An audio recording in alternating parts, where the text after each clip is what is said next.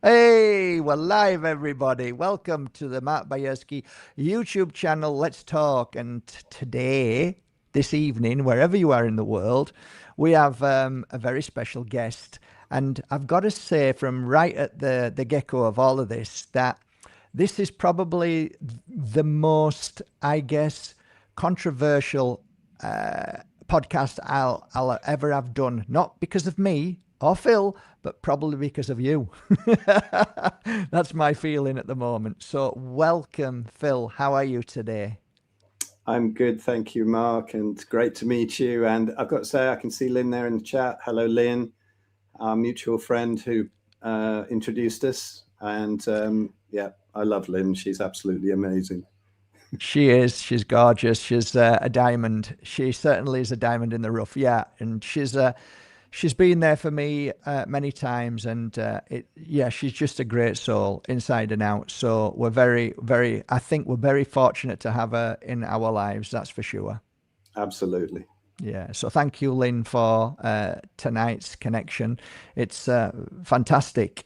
So Phil, I watched one of your videos because Lynn was kind enough to send it me. It was a short and it was really funny. Oh Really dear. enjoyed it. Which one was that? Yeah. I've got it on here. So actually, if you don't mind, do you mind if I play? It's only for a few seconds, Yeah, but I sure. think Sure. it gives people an idea of not only your wit, but you know your belief system and what you teach, I guess. But we're going to figure that out later. Just let's have a look. Lynn, I know I've got two Lynns on here, so I have to be careful which Lynn I'm pressing. There she is. Right, here we go. Right, everybody, just take a listen to Phil. But here we are in our local supermarket. It's the fruit and veg aisle.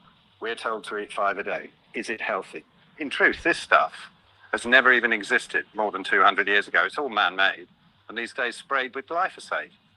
So this is the sort of thing that I ate. I ate my share of junk food, but I also ate mostly whole food plant stuff, whether I had a little bit of meat or not. And that landed me with leaky gut and psoriatic arthritis. Let's go around and have a look at some of the individual offenders. Broccoli and cauliflower. These are cruciferous veg, thought to be very healthy. What exactly do? They're full of goitrogens, so they are excellent superfood if you want to mess up your thyroid. So, Brussels sprouts. Now, these little buggers, probably one of the most toxic veg of all.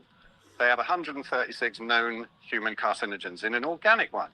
137 in a non-organic, which is what these are. And as Anthony Chaffee says, you might as well just stay home and spray the glyphosate in your mouth. You'll be well down on toxins. The only use for Brussels sprouts is to wrap up in quality street wrappers and give to trick-or-treaters to get rid of them at Halloween. The kids know. These are poisons.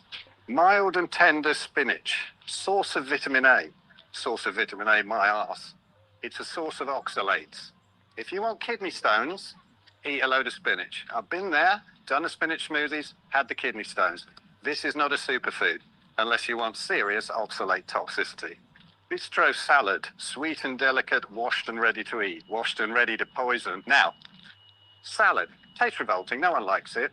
If you have a steak and some salad, you're going to have far less nutrients absorbed than if you ate the steak on its own, because this is a whole load of anti-nutrients, and it's not for human consumption. So potatoes, everyone eats them, right? Chips, roast potatoes, mashed potatoes, everything. Are they healthy? Are they not? They're full of carbohydrates, but they're also a nightshade, which means that they're full of glycoalkaloids. These things hurt your joints, they hurt your gut, and they're not good for you. They're also high carb, so you won't lose weight on them. Now, a lot of people then go onto a sweet potato, thinking it's more healthy. Is it? No, it isn't, because it's full of oxalates and you're back to the kidney stones. So we've been through the vegetables. We've established they're toxic. Fruit's got to be okay, though, hasn't it? Grows in nature. We like to eat it in the autumn to put on a little bit of extra weight, and for mostly the benefit of the plant, because then we go poo it out somewhere else, and a tree or a bush grows. But most of us poo in toilets these days, don't we? However, fruit, no, it's not healthy. It's full of fructose and it's full of deuterium, which messes around the functioning of the mitochondria. And nowadays, as well as probably glyphosate, you got Bill Gates involved, because he's spraying it with something called a peel. And God knows what that does. It probably gives your grandkids 3 heads or something, but If you get any grandkids, then you're not infertile from eating this Wrong with crap in the 3 eggs? first place. Right, we've been around the supermarket to one. show the stuff that I don't eat anymore, and let's look at what I do eat. Now, here we've got a sirloin steak here. We've got a ribeye steak here, nice grass-fed ones from the local farm. Unfortunately, they do cut off too much of the fat, but there we go. So this time, add some tallow, and you can sort that out. I prefer things like these, short ribs, slow cooked. It's great. Vegans quite often attack me, and they leave messages saying, I want you to post a video of you eating a corpse with no seasoning. I'll wait, they always say. Well, vegans, here we go. I'll combine this video with that, because decent meat is very nice raw. I have people that eat it, friends that eat it raw all the time. So I would say that if you want to eat it raw, that's cool. Normally I don't. Let's hack a bit off. That's sirloin.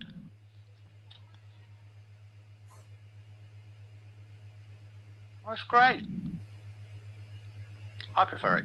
Seared a bit on the outside with some salt, but there's nothing wrong with that. I tell you, it tastes a hell of a lot better than a raw potato.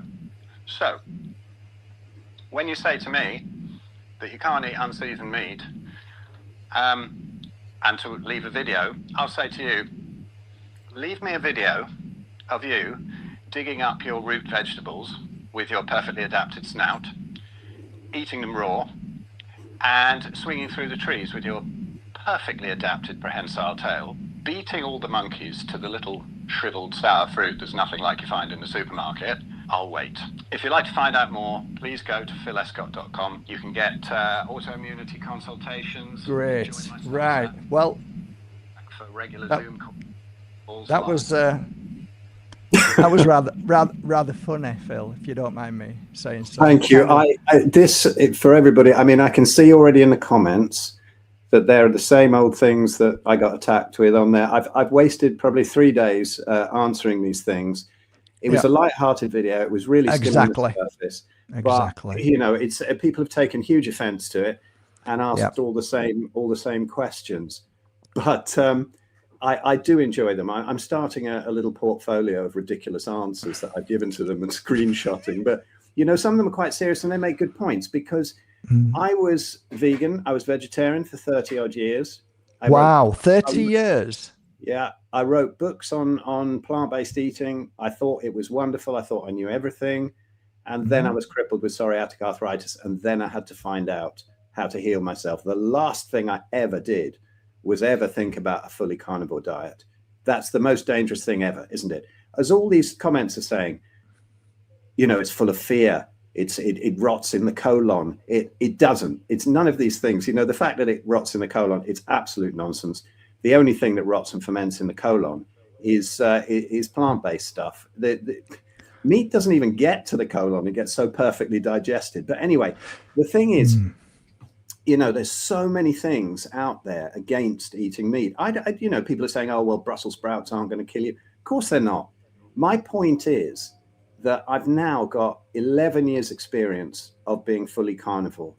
And you look at the tribes and a lot of them are fully carnivore or very close. They have very long lives. They have none of our chronic diseases. And this is our natural food. I'm not militant. I think that everybody should eat what they want and stop attacking each other. Right? Yeah, well, that's not going to happen, Phil. I'm sorry. You're not living in a world where that's going to ever happen. You're going to have to just get used to all the abuse from everybody, really. And it's funny. It's almost like football. It's like, what team are you on? Which, hang on a minute, that's not the point. The point is, let's listen to what people have to say. So, Phil, well, let's get started where I think everybody would like to start, and they would say, okay, so like I've eaten plant-based and I haven't touched meat.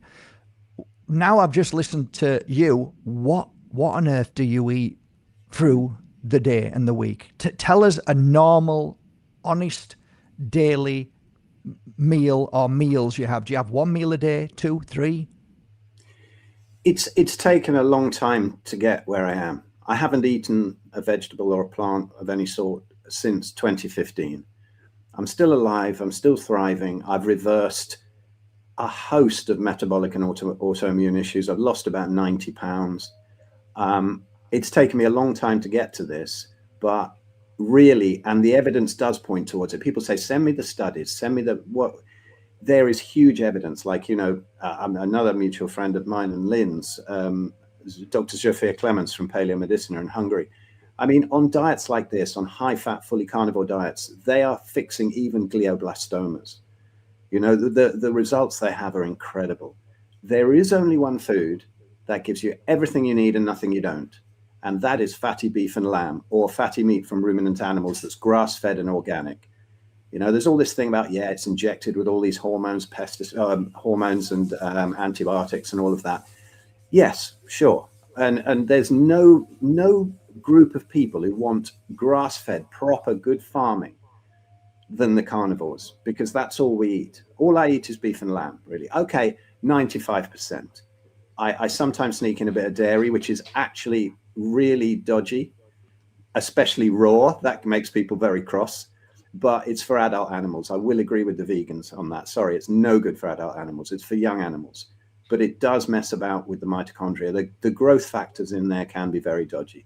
You see, I deal with a lot of people who are very, very sick. And I know a load of people out there will go, oh, I've eaten plant-based for years. I'm absolutely fine. Yeah, I know that. But I live near a community. I got sucked into it through the spiritual thing. And definitely. Yeah, to just get one of the comments here, it's all full of fear and all of that. I mean, look at nature, right? These animals get ripped to bits when they're still alive and have their innards eaten by lions and things. That's probably fear, but and the horrible conditions in slaughterhouses. But that doesn't mean to say we have to deny our heritage as facultative carnivores. Mm-hmm. We have, if an animal is dropped, a cow in the field next to other cows, it doesn't know it's going, and the other cows don't even notice. Right? That's how it should be done, quickly, because and then they go, oh, well, you're killing an animal. But the vegans who eat these crops, those crops kill billions and billions of animals. It displaces them. It kills them with pesticides in horrible agony. It chews them up in combine harvesters. And no, that food is not grown for the cattle in the CAFOs. The cattle should be back on the grazing lands. And so actually a vegan diet also pushes the animals into the CAFOs. My diet doesn't. My diet kills one animal a year, and that's it. And it doesn't rot in my colon. I got perfect digestion and elimination. As I said on Sean Baker's podcast a while ago, all we carnivores find that beautiful digestion. You can find that it's even fixing IBS, Crohn's, even bowel cancer. And I said that my turds could be on the cover of the Bristol Stool Chart Glamour calendar. They're absolutely perfect. One wipe and done. I want to get the missus and say, check that out. It's a crowd pleaser. I mean, seriously, I'm being silly, but No, I totally get it. There's a lot of sense in everything that you're saying. Absolutely, 100%. The reason why I'm saying that is there's also something connected to, I believe, stress as well. And I want to ask you something, Phil. When you were in a vegan diet, were you in a perfectly happy, zero stress relationship or life? I was in a beautiful relationship, one that I'm still in. And my missus was 20 years veggie, and she ended up with Graves' disease, now fixed on carnivore. Okay. But we had a lovely relationship. But was I happy and chilled? No, I was as emotional as most vegans. I was easily upset. I was depressed. I had brain fog. I ended up emaciated, and I had kidney stones from the outside. My point is, there's an argument there, like I've got in my head. There's an argument to the fact that maybe the stress caused it, and I would now say that would be not true in my circumstance, because I was in a very, very traumatic relationship for 8 years. Prior to that 8 years, I was eating what's called, for me, a normal diet. My mum was Italian, my dad's Polish. I was fed with veal, I was fed with steak, I was fed with chicken, pasta, basically everything. And as I grew up, I just ate meat as well as vegetables. And when I became a healer, I was still eating meat as well.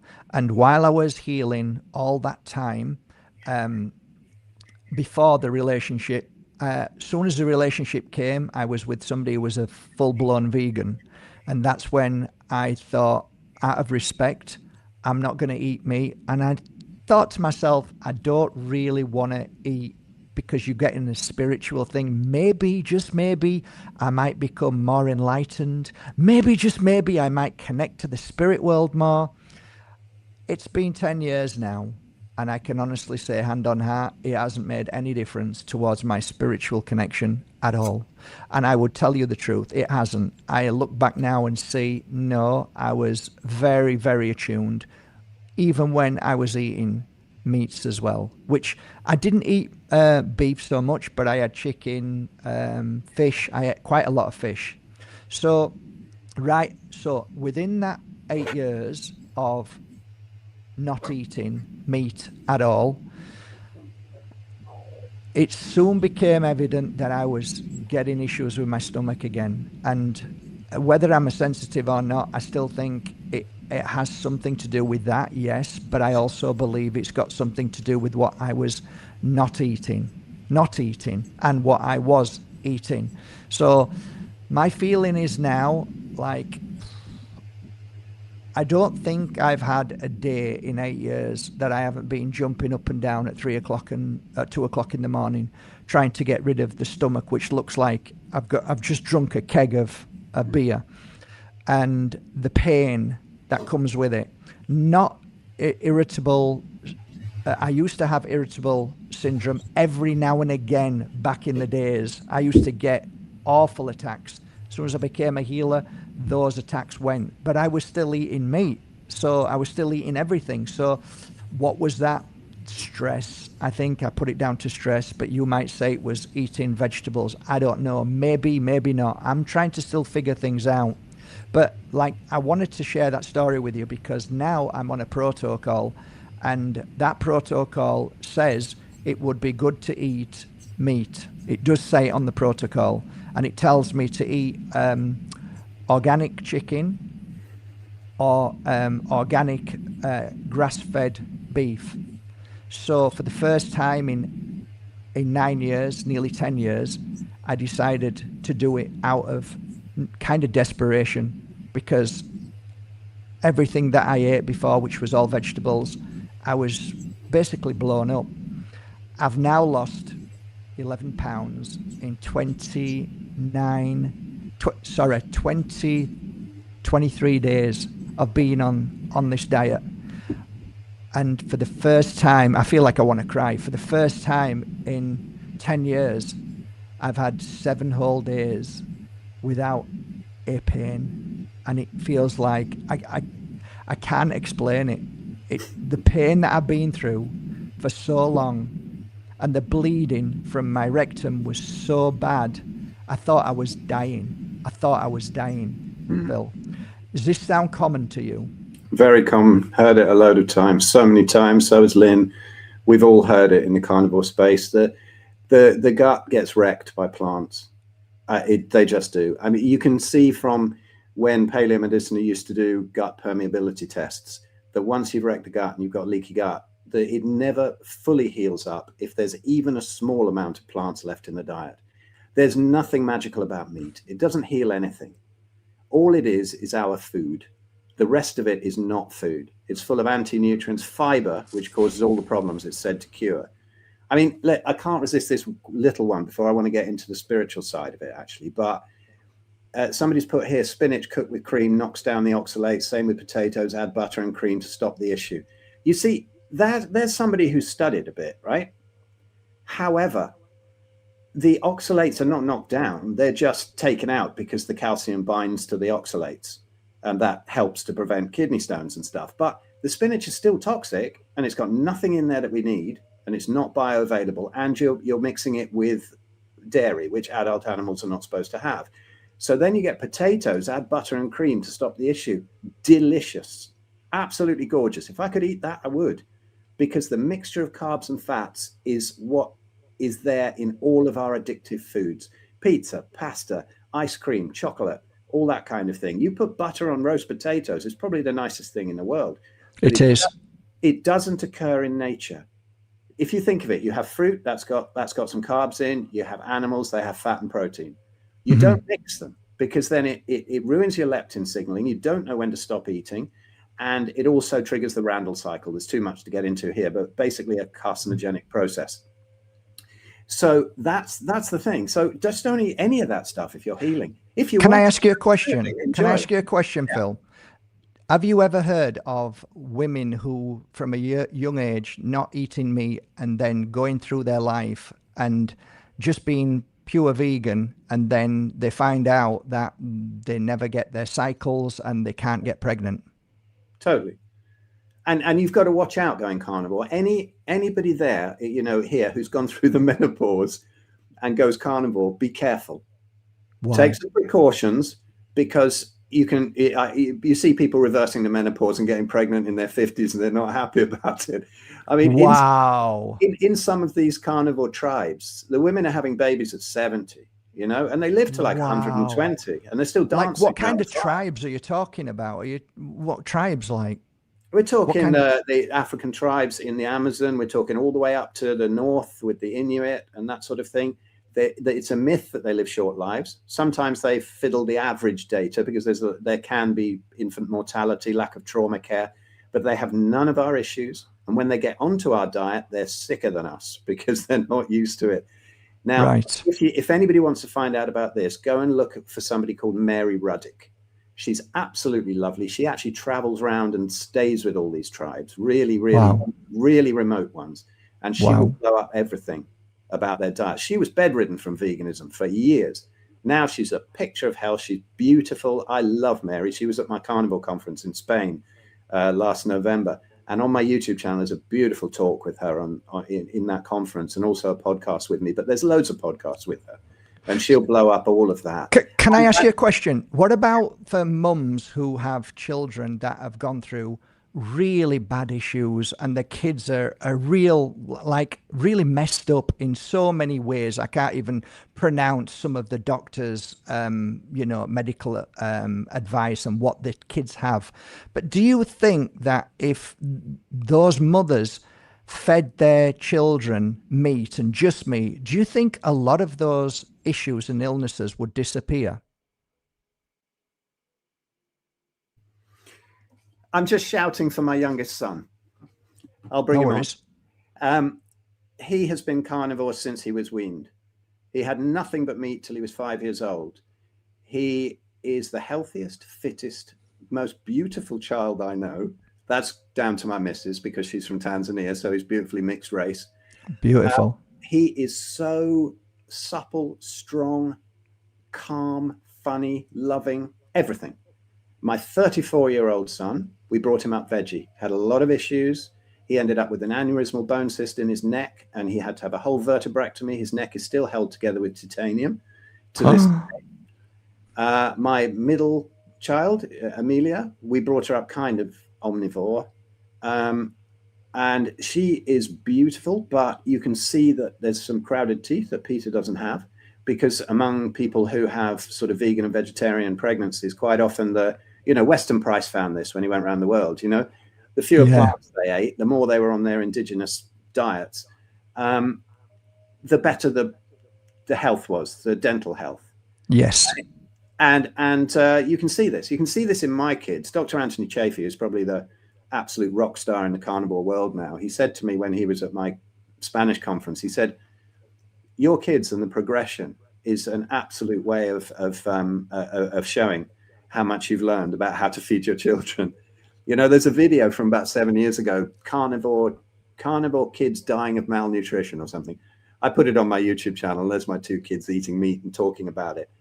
And he's still carnivore. And he is amazing. I mean, he's not fully carnivore, because I made the very bad mistake of introducing him to chocolate when he was about 5 years old. And he was immediately hooked, because that stuff is so addictive, mixture of carbs and fats. So that's it. But no, he doesn't eat vegetables, never eaten a vegetable in his life. And, you'll see when he pops up. But I don't know what he's doing at the moment, but I'll get him on in a minute. But Brilliant. It is amazing, really. I tell you that. Come on. Come and say hello. We're on live. Now, do you see how sick he looks? He looks beautiful. Nice to meet you. That's a child with no vegetables. No vegetables. Amazing. And is he very happy? Does he like laugh and joke and play, or is he depressed and miserable all the time, like many children are right now? You answer that, Peter. I'm happy and I go out with my friends a lot. That's beautiful. Do you notice any of your friends feel a little bit sad sometimes, and you lift them up and make them feel happy? Yeah. That's in nice. fact, Good they for even you. say that. They even say that in the school report. How he's always taking care of other. I can feel it as a good soul as well. It's a beautiful soul. Yeah. Well done. Well done. Yeah. It's lovely to meet you. You too. Thank you, Peter. Thank you. So Thank you. there's the child abuse. You know, there was vegans were coming up underneath that video years ago saying, you know, you need to have your children taken away, and I get death threats and all sorts. And actually, if you look at other countries, sometimes it's been made illegal to feed the children vegan diets, and parents are going to prison for it. Parents are killing their kids with this. It's very sad. Yeah, it is. Whatever is happening tonight, guys, whatever we're talking about, please just have an open mind, because I mean, we've spent a lot of time bringing on guests on here like Don Tallman and many other people who talk about ancient Egypt and celery being good for the bones, and to be honest, I was wholeheartedly into it and drunk the juices, and I started realizing that I used to drink the juices like crazy, and then I started realizing to myself, you know what, maybe you should just eat the fruit instead of just drinking the juice, because maybe the body isn't fit for all this juice all at once. And I found that maybe better just eating the fruit. Anyway, I'm digressing, but it's a good point. It's a good point, because ancestrally, did we juice anything? No, we didn't. And the fruit that we had was very different from the fruit that we have these days, and only available seasonally, and not at all in the north. So we only had it seasonally, and we got some fructose. We put on a little bit of weight for the winter. We got some deuterium in, but the sun depletes deuterium, and so nature has it balanced. Nature has it totally balanced. Could I address this, because this is a beautiful comment, and I think that that this is something that you please address. Dawn here says, another teacher of mine who has spent time with Buddhist monks says you cannot reach true enlightenment if you're consuming flesh. Would like your thoughts on this. Well, I had a really profound awakening that stopped me doing any spiritual practices whatsoever, because I was done in 2006. And I always thought that I would be some kind of a non-dual teacher. Never did I think I would be this carnivore guy on YouTube. It's the last thing I ever thought I would be. But I have a podcast series, only 10 out there. It's an old one called Carnivore and Beyond. And I've got people on, even spiritual teachers, who find that they have even not only fixed their physical, emotional, and spiritual health with cutting plants from the diet, but even reconnected with what they felt were lost awakenings. And I think a good point in this one is that it's very disrespectful, I think, to all the indigenous tribes all over the world who eat mostly meat. Do you think they don't have their shamans? Don't you think they don't have their holy people? These people are chilled. Like Mary Ruddick says, they're smiling all the time. They're totally chilled. They don't have any mental health issues. They're probably in a state of what we would call maybe cosmic consciousness, to use the TM term, all the time, because they're so connected with nature, far more connected with nature than any vegan who's never even visited a farm, and certainly has not gone and lived out in the jungle. I remember this beautiful story of a vegan going out and staying with a tribe in South America. And they mentioned that she was a vegan. They just burst out laughing. And they said, well, there's nowhere, you can't live anywhere on the planet on just plants. You cannot do it. And she ended up realizing that they were far more spiritual and far more connected than anybody she'd ever met. And she packed in the veganism. And it was beautiful, because these people were so totally in tune with nature and so calm. And if you look, you know, I got stuck in it. My first book I ever wrote was on Ayurvedic medicine. Now, I was stuck in the whole you can't get enlightened on meat kind of thing. And that was my only focus until you get sick enough that you're in so much desperation, you'll do anything, right? Right. But I wrote this, and then if you actually look in the old Ayurvedic texts, it says that meat is the most nourishing food for the body, like Amrit. It does. My friend Ajahn eats meat, and his guru is Ayurvedic, and so is he. He's been training Ayurvedic basically 30 years, and he eats chicken and meat as well. So yeah, for sure, that is true. What you're saying. I would say if you have to, you know, somebody here says what foods work or not is a highly individual thing. Everybody says that. We're all different. Now, if that were true, it would make us the only species in nature it was true for.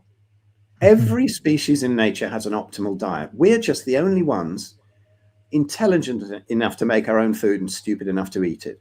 And when I say make our own food, it's all the fruit and veg in the supermarket as well, because as I said in that video you played earlier on, it is just man-made. It's not been around for more than 200 years. So what foods work or don't is highly individual. Not really, but people's reactions to bad foods, depending on their redox potential for clearing plant toxins, can be different.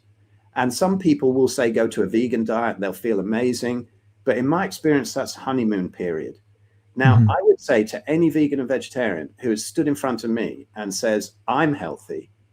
Now, okay, well done. You've got better redox potential that didn't break you as quickly as it broke me, even though it took 30 years. Go and get a DEXA scan of your bone density. And you tell me. I see people coming into the carnivore space, really bad bone density. I mean, some of the vegan docs, one of them recently fell over and shattered his pelvis. You know, another one broke his foot running up some stairs. Hello. Hello. Yeah, the bone density is very, very bad. Now, we see beautiful results on DEXA scans of bone density coming back in. You know, people saying, I'm not losing any weight. You find out they're just putting on muscle and bone density without even training. Right. But they're losing fat. So it's going down on the not on the scale, but it's going down on the inches. I'm seeing it too. So, you know, I just for everybody who's out there, my protocol now is broth. So I'm doing a lot of broth at the moment, and I'm telling you, I'm losing weight like crazy. And I realized the other day, nobody told me this, but I've never had a beer belly. I've actually, that's what shocked me most of all, guys. It's nearly flat. And like, oh, it's because you cut your diet. No, I've stopped eating the veg. I've stopped eating a lot of the veg, a lot of them. And I'm not blowing up. There's only one type of person who attacks the carnivore diet. And that's somebody who's never tried it. Because all of the propaganda goes against it. It does. Why do you think the propaganda? I mean, on a side note, guys, I think it might be Genesis, but in Genesis it talks about lamb. So I also, if you are religious, if you're a Catholic, if you're Orthodox, it's in, I think, Genesis 9:3. It talks about the sacrificial lamb. So even to those who are Catholic and religious, eating meat is part of what God commands. And apparently God commands the same as a plant as it does an animal. It is the same in his I think that's what he commanded to, was it Noah on his ark? I'm not sure, but when I remember back in the days, I remember being at school, at Catholic school, and I remember certain things that they said. So maybe I'm wrong, maybe I'm completely wrong, but I think even religion, they talk about eating meat. So they do, but it's been co-opted. I mean, people can look up my talk on how religion and spirituality has destroyed our diets. That's from Spain last year as well. That's on my YouTube channel. Same folder as the Mary Ruddick one and some other beautiful ones as well. But yeah, well, the Bible is still only pretty recent history. If you think about it in terms of human sort of how long we've been here. I know history's been messed about. We could get into all those things. Yeah. And we've been lied to about that. And you know, evolution, the evolution theory. Where's the missing link? You know, no, we are we're here and we've always eaten meat. I'm not sure how long we've been here, and I don't think anybody is. But if you look at the time when civilization started farming, not only did that ruin the health, because you can see all the modern diseases creeping in when they start eating grains and stuff. You can see that creeping in the skeletons, but it's also allowed the rise of the psychopath, because before that there was nothing. They couldn't control it. Nature would give you everything. You were hunter-gatherers. Everything was fine. Now you've got these psychopaths who own land, get armies together to defend the land, attack people who try and come in, and then everything went wrong, not just in diet with the introduction of farming. We have a book out called The Red Pill Food Revolution. And if anybody wants to contact me, I'll send them a free PDF. I'm not selling anything on here. But if you look into that, we go into the full history of how we have been controlled through ruling elites, psychopaths, religious leaders, spiritual cults, and controlled with plant-based slave diets for centuries. Now, if anybody's out there going, oh, we've woken up to all the COVID nonsense, we've woken up to all the everything else, all the political rubbish, all of that, chemtrails, I don't know, whatever anybody's into. So many people have woken up to all of that, and yet they're vegan because they go, oh, we need compassion. Now, look what the elites are pushing. The same people who pushed all that are trying to come down hard on organic, grass-fed beef farmers, trying to push them out of existence. Yeah, they're burning them down. Yeah. And what are they pushing? Plant-based diets. And then we have to eat the bugs, you know, and we have to have lab-grown meat and things like that. That's just cell cultures. It's not lab-grown meat at all. So, you know, I think if you look at what's actually going on, look at that agenda of the eugenicists, the depopulation people who are out there. And it's not a conspiracy theory. They made it very open, you know, their intentions. These are the people who are pushing plant-based, because it's like India, you know, the capital of autoimmunity and heart disease and diabetes in the world. And they're largely vegetarian. Yeah. Now, my friend, Dr. Ankur Verma, who is a carnivore doctor in India, working in Delhi. He's coming to speak at my next Spanish event, but he's amazing. And as Dr. Anthony Chaffee says, he's doing great work from behind enemy lines. Just that, you know, it's the spiritual and religious dogma there to keep them vegetarian. Very difficult, but he's getting people, you know, people in their 30s are diabetic, 20s. They're having heart attacks, all sorts. And these people are purely vegetarian. And, you know, people say some feel, there's a comment here, some feel better to be vegan. Yes, initially, because it's basically a fast and it can clear up some things. But better still, if you want to fast, just do a dry fast. That'll blow anything up. No food, no water. Then go carnivore, you'll be fine. So it's basically a fast, but then they go on with it too long. And then the problems come in down the line. The honeymoon period is one of the most dangerous things about veganism, where you feel better for a bit. Now, I've lived in this transcendental meditation community, if you like. I don't really have anything to do with them anymore, but they're all here. I see them as the years go by. I've been here since 1986.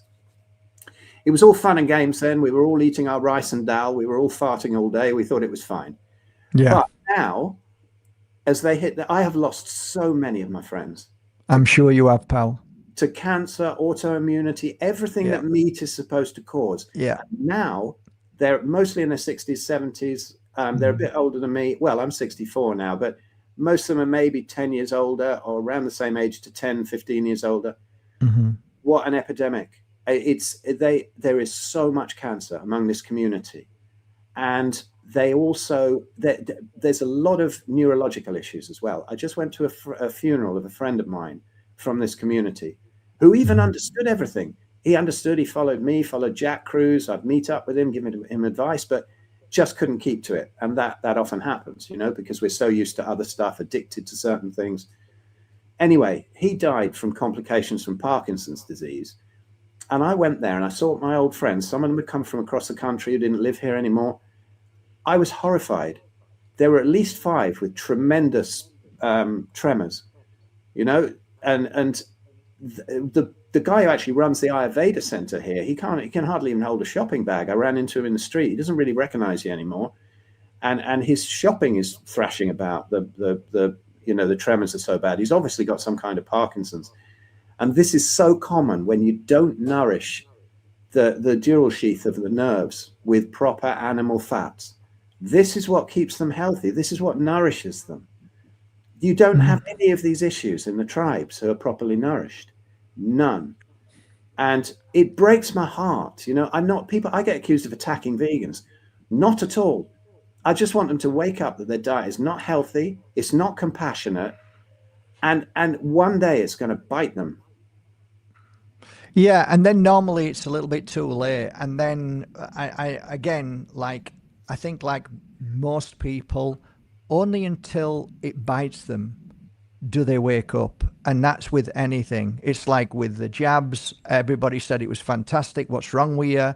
What's wrong with you? And then they get sick and they're like, oh shit. And then they're the biggest advocates for anti-jabs. So I think sadly, in spiritual communities, people who believe in the spiritual side of veganism and vegetarianism, quite often they don't connect and they just will not. There's so much cognitive dissonance.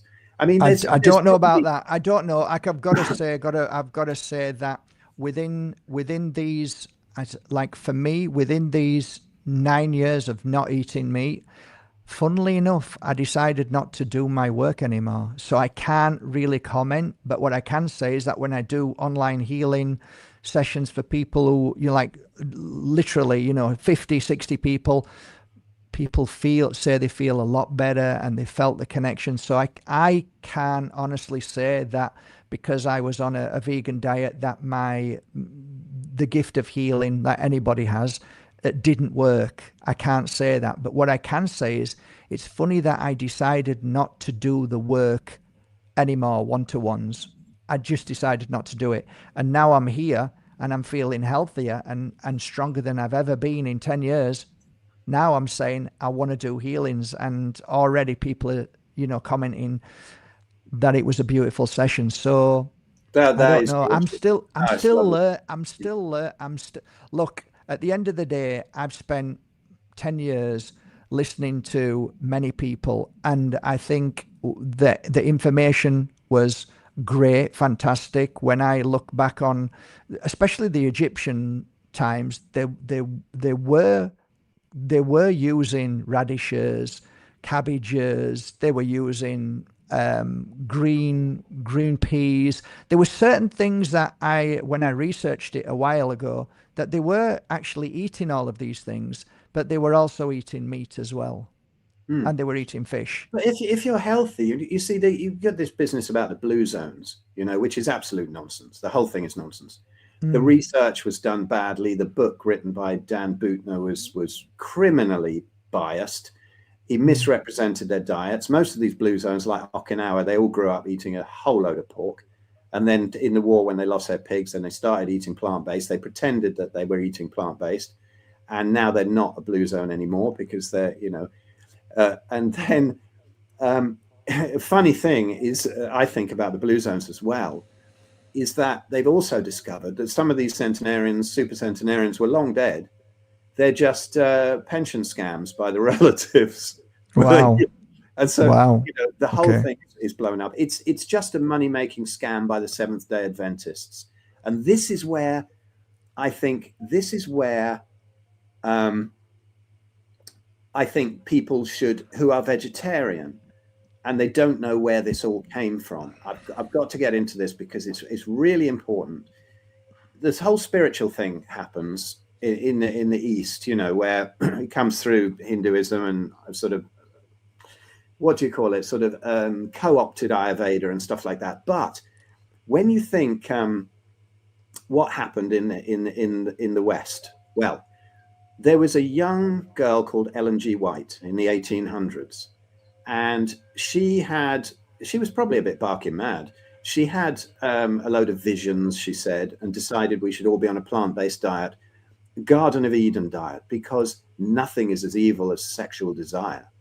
You know, that's another thing, right? Depopulation, like, sex is bad, all of that, you know, no, none of that, break up the family, all that nonsense. So Garden of Eden diet, well, it does work because it can derange the hormones, and it makes you less potent, it makes you less fertile. And they had a young kid that they brought in to help with all their typesetting and leaflets and things. They kind of adopted him, basically, I think. And he grew up to have a load of cereal companies in the Midwest. His name was Harvey Kellogg.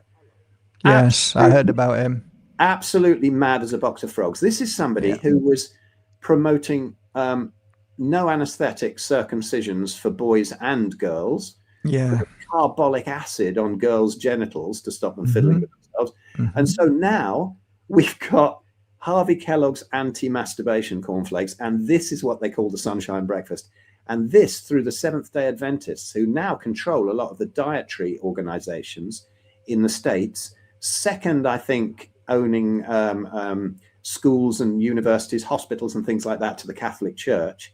And so all the dietary information in the States comes through this lens. And that's where it came from, vegetarians.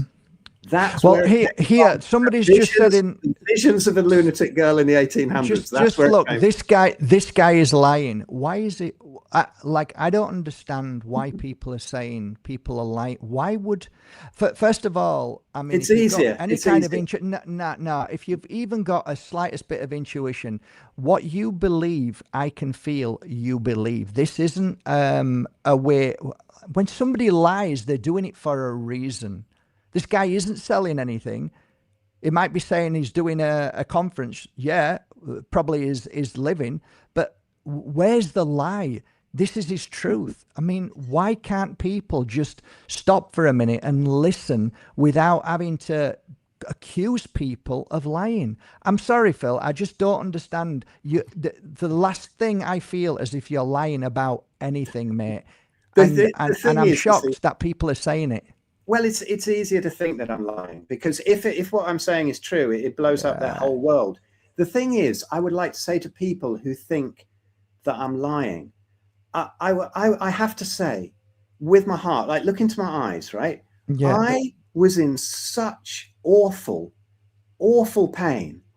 I would never, ever risk knowingly bringing anybody else into that pain. I never want anybody to feel that. I would never risk them doing that. Even if it was making me a ton of money. I could make a lot of money selling supplements, doing this and that in this diet world. I know about it. I could have a very knowledgeable vegan channel. They make more money than a carnivore channel. I know. Oh, yeah, absolutely. I'm saying. I know more about veganism than most vegans. So why am I lying? What is my motivation? Nothing. Nothing at all. I'd never risk that at all. I think your motivation is truth and what your experience was and is. That's it. It's pretty much that simple. Whether you agree is a different thing. You can disagree all you want. There's certain things that I'm like, well, I'm not so sure about that, but I'm listening, guys. I'm listening and I'm taking notice, and I'm big enough to be open to listening. And it doesn't mean that I'm gullible or I'm evil, because we're talking about killing animals. And that's something that is a really big thing, I think. I think that is the moral aspect to this is probably the biggest thing, because of how we've all been brought up. The sacrificing of because the thought of sacrificing anything to anybody who has a good conscience, like, I love my doggy. I love my, I love animals. You know what, mate? I just want to say one thing. Just hang on. Don't say anything. Just let me bring something over. 2 seconds.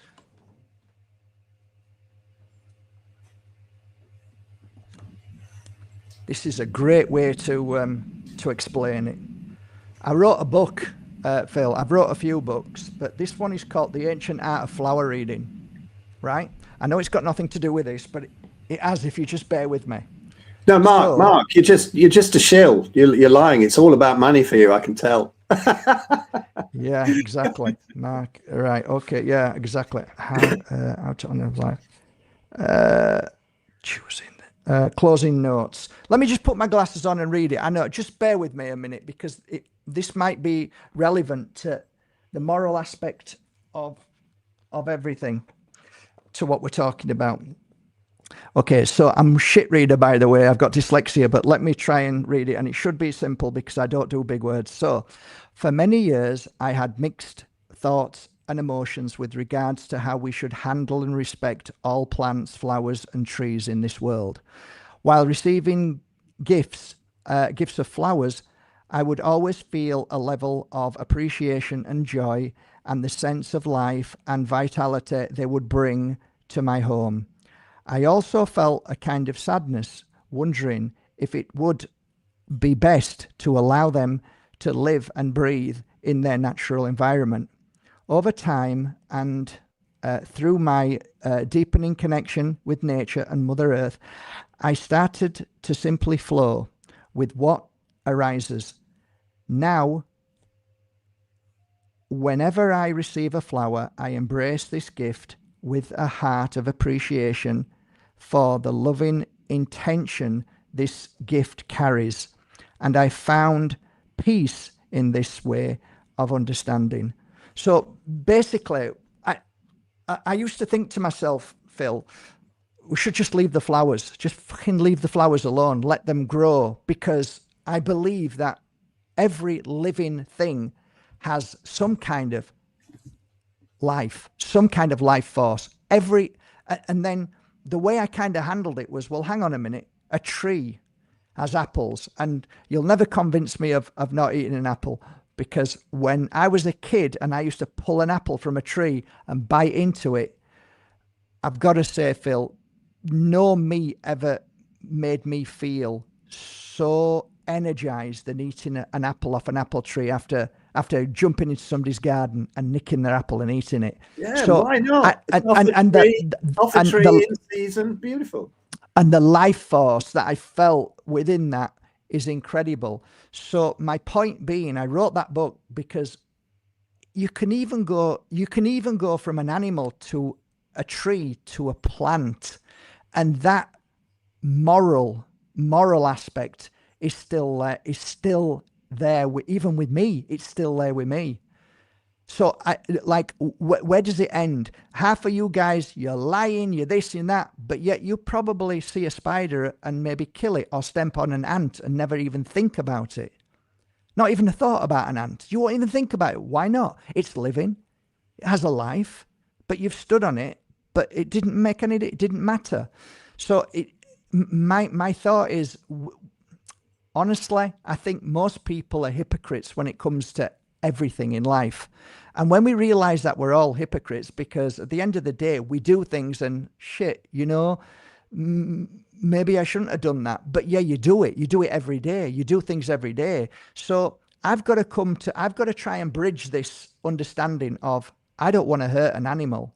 And yet my body, this past 4 weeks, has never been as healthy. And I haven't had a stomach ache or any pains in the past 14 days. And if that could happen with fruit and vegetables, I would eat them for the rest of my life. And I've tried for 10 years. And I was dying. I was literally dying. But this also was to do with a relationship I was in as well. So I'm still kind of a little bit confused to both of them. But it's both. Of course it is. Of course it's both. But if you, everything is important. Some people probably think that I'm just talking about meat, but I come from that. Well, you are talking about meat. No. Yeah, but I mean, or rather that's what I talk about. But if I go on some consult with something, the meat thing is pretty easy to deal with. But then you start looking into emotional stuff, spiritual stuff, past trauma. Are they getting grounded? Are they getting enough sunlight? All of these things count. It's not just the meat. But the problem is that there's so many myths built up about eating meat. So say I get some vegan come to me or something. Let's go, right, let's get the sun in. Oh, beautiful. Yeah. Let's get grounding, go hug some trees. Wonderful. Let's look at the emotional stuff. This is great. Turn your screens off at night. Get rid of the Wi-Fi. Get some red lights in there. Get the sun in your eyes in the morning. This is brilliant. Have a steak. Fuck off. Yeah. You know? Yeah, of course. Yeah. That's it. So everything else is much more easy for people to explain. There's one. Can I just deal with this one because I love this? Joey Matesic or something. Carnivores kill their own flesh and eat it raw. They don't cook it and add spices to it. Lol. Okay, this is a very common one.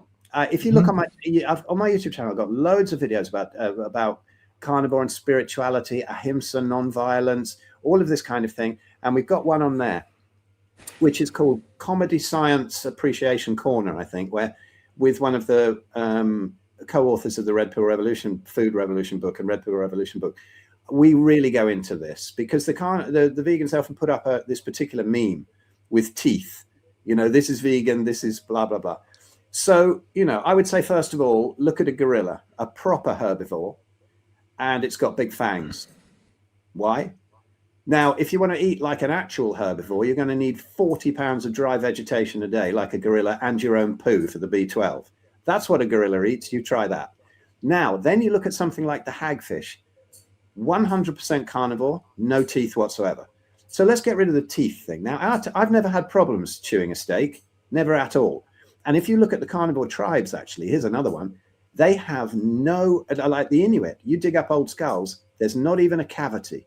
There's nothing. They've lost no teeth unless they've had them smashed out. No decay. I see cavities healing up on carnivore in my groups, as long as they're not right through to the pulp and the tooth is ruined.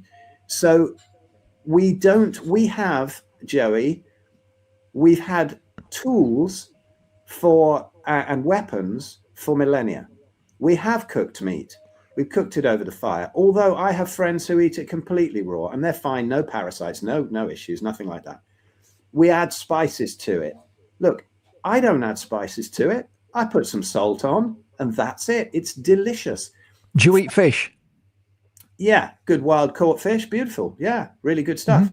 Is it? Do you eat raw fish? I have done, but I'm not particularly a fan of it. I don't eat much fish because I don't really like it. The main nutrients are in ruminant animals. You know, what's missing out of the diet? What's missing out of the diet if you just completely eat meat? Is there anything missing? No. And the first thing that the vegans will say, or, well, not only vegans, but dietitians, regular people, what about your vitamin C? And I love getting into this one. Go on. Okay, vitamin C. Now, if you eat just meat, you're getting no vitamin C, you're going to die of scurvy. If you eat a diet that would give you scurvy, it will probably get you sitting within 6 months maximum. I've been 11 years. What's happened? Okay, vitamin C competes for the same pathway as carbohydrates. If you eat no carbohydrates, there's plenty of vitamin C in meat, particularly if you eat liver. You will never get scurvy. No carnivore in the West has got scurvy. None of the Inuit have scurvy. The old ship's captains, you remember they used to get scurvy on the boats, you know, and they used to get the explorers, they get scurvy because they were eating like ship's biscuits, they were called. It was just basically carbohydrates and sometimes some dried meat. There's no vitamin C in that. Plus they're combining it with carbohydrates. So they're going to have a problem. They're going to get scurvy. And now they think, oh, you have to cure it with limes or lemons or something to get the vitamin C. Yeah, that can kind of work. But they all knew that if you got onto the local diet, if you started eating like the Inuit, it not only prevented scurvy, it cured scurvy. Fresh meat cures scurvy. So there is nothing that we can get from plants that we can't get from really good quality meat, apart from autoimmune diseases. What about like today I'm drinking Moroccan mint. Bad? No, look, you see, the thing is, it's not bad. It's just, if somebody comes to me with absolute screaming rheumatoid arthritis, I see what you're saying. Listen, beef, lamb, salt and water. That's it, right? Our ancestors lived to beautiful, ripe old ages, eating other things than that. Nuts and berries in the autumn, this and that. It doesn't mean to say we need them.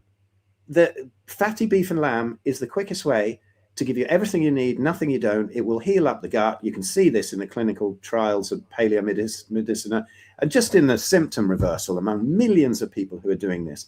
That is the quickest way. If only I had known You know, when I came out of that horrendous psoriatic arthritis flare in 2010, 2011, went vegan, lost all my muscle mass, emaciated, kidney stones, didn't fix the arthritis. Then I started eating fatty meat, and it really started to pick up. I wrote a book called Arthritis, the Best Thing That Ever Happened to Me in about 2014. When I've been keto about 4 years, 3-4 years. Keto? Yeah, well, yeah, you know, just a ketogenic diet, which means that you're not running on any carbohydrates. But that's what I thought was the issue.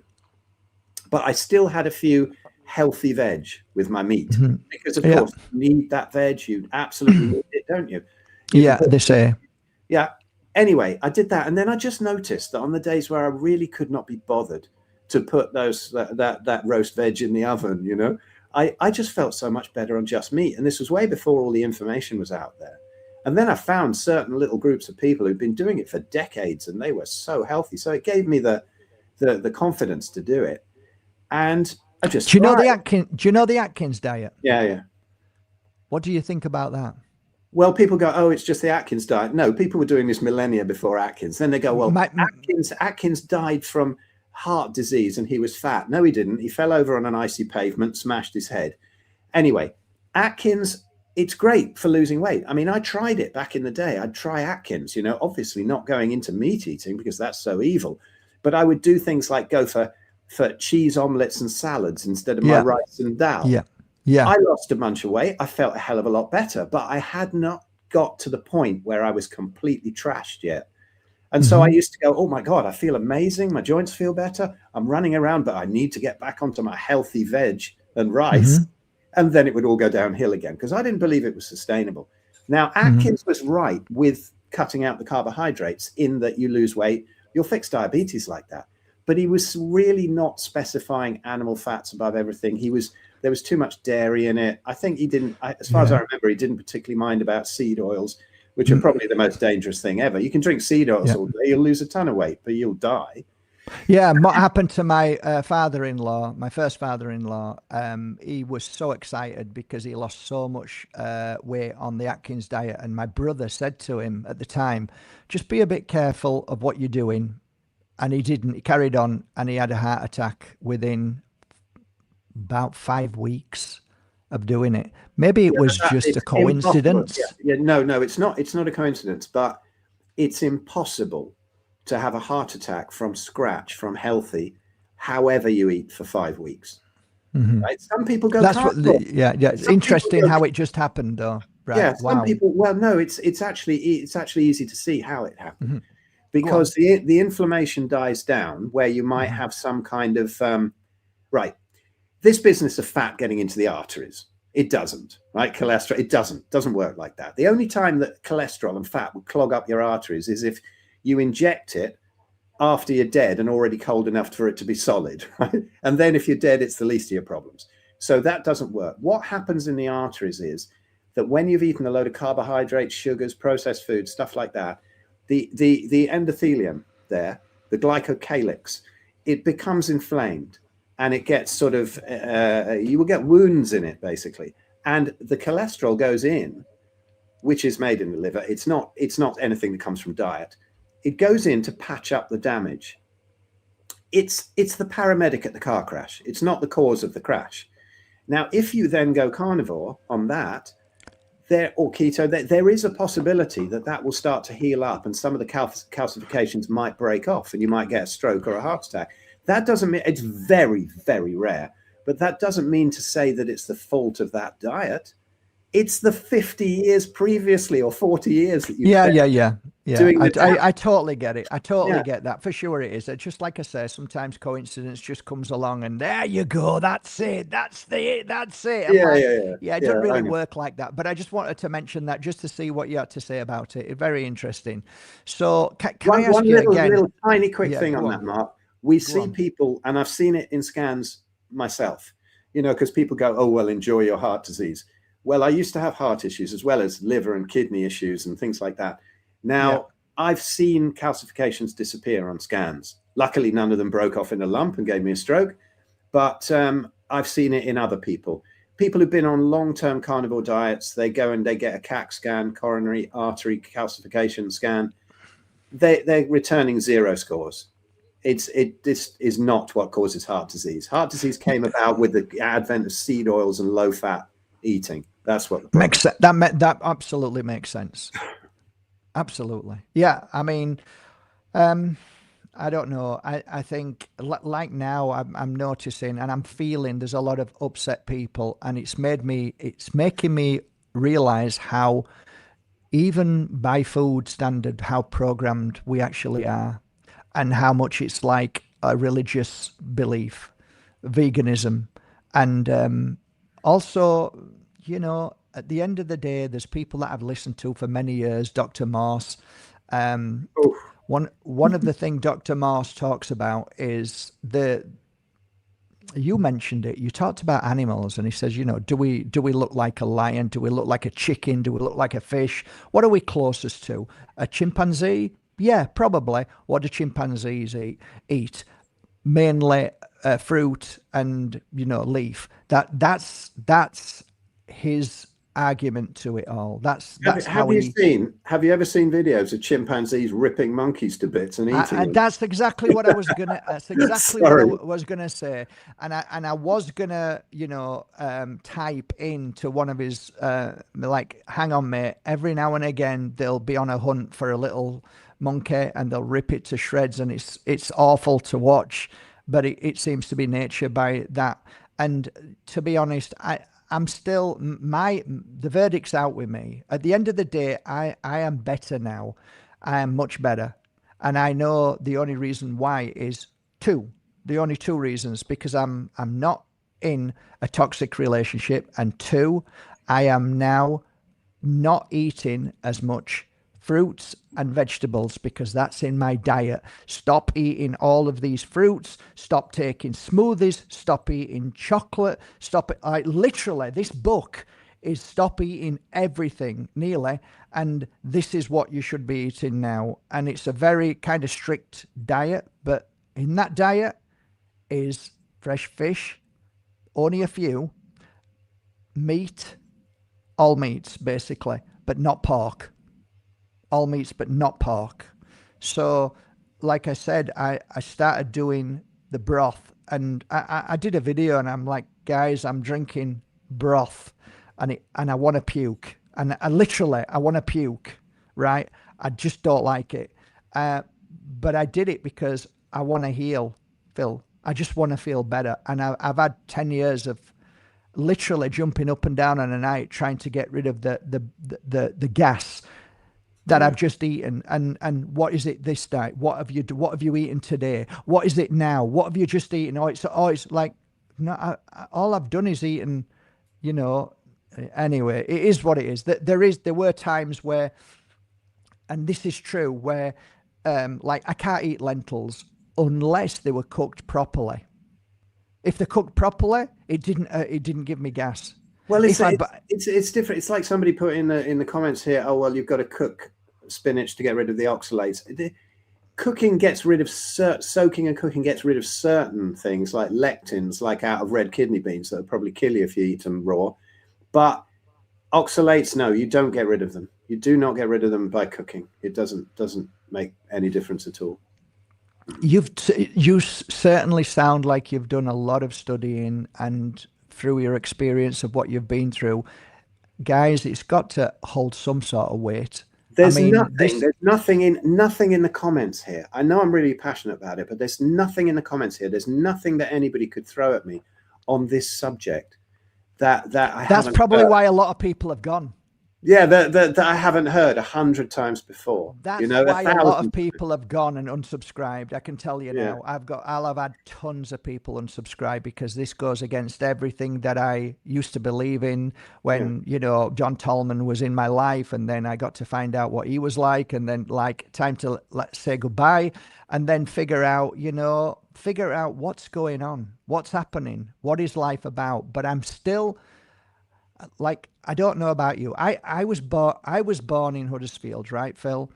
And my first wife, we moved to a farm. And on that farm, we used to eat meat, of course. We were on a farm. And every time a calf was killed, Shirley would say, "We've just killed a calf. Would you like some meat?" And I'm like, "Yeah." And then but I'd always feel a little sad. And to be honest, if the world was just me in it, and there was a bunch of cows, and there was vegetables, and it was me having to kill that cow, I'm not so sure I could do it, Phil. Let me just tell you this, right? I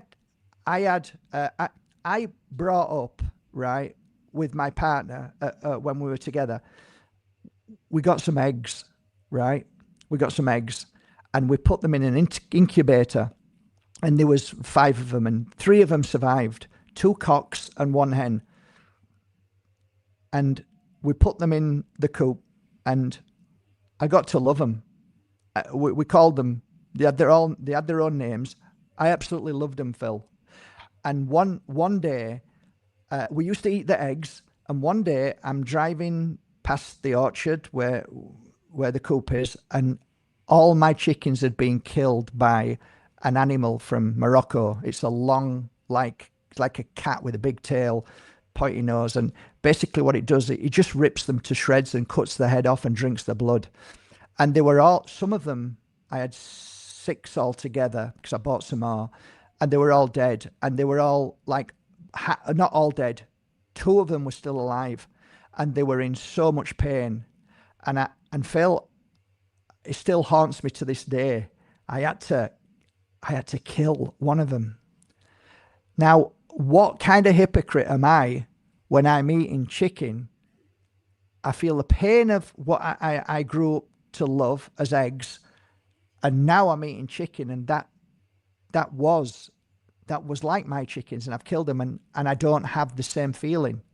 That could be classed as being a hypocrite. So I'm still toying with all of these feelings and thoughts. Can I go through that? Sure. Okay. I would have no problem killing a cow as long as I knew how to do it quickly, if that was what was happening. Now, that sounds mercenary, but it's not. Let me explain.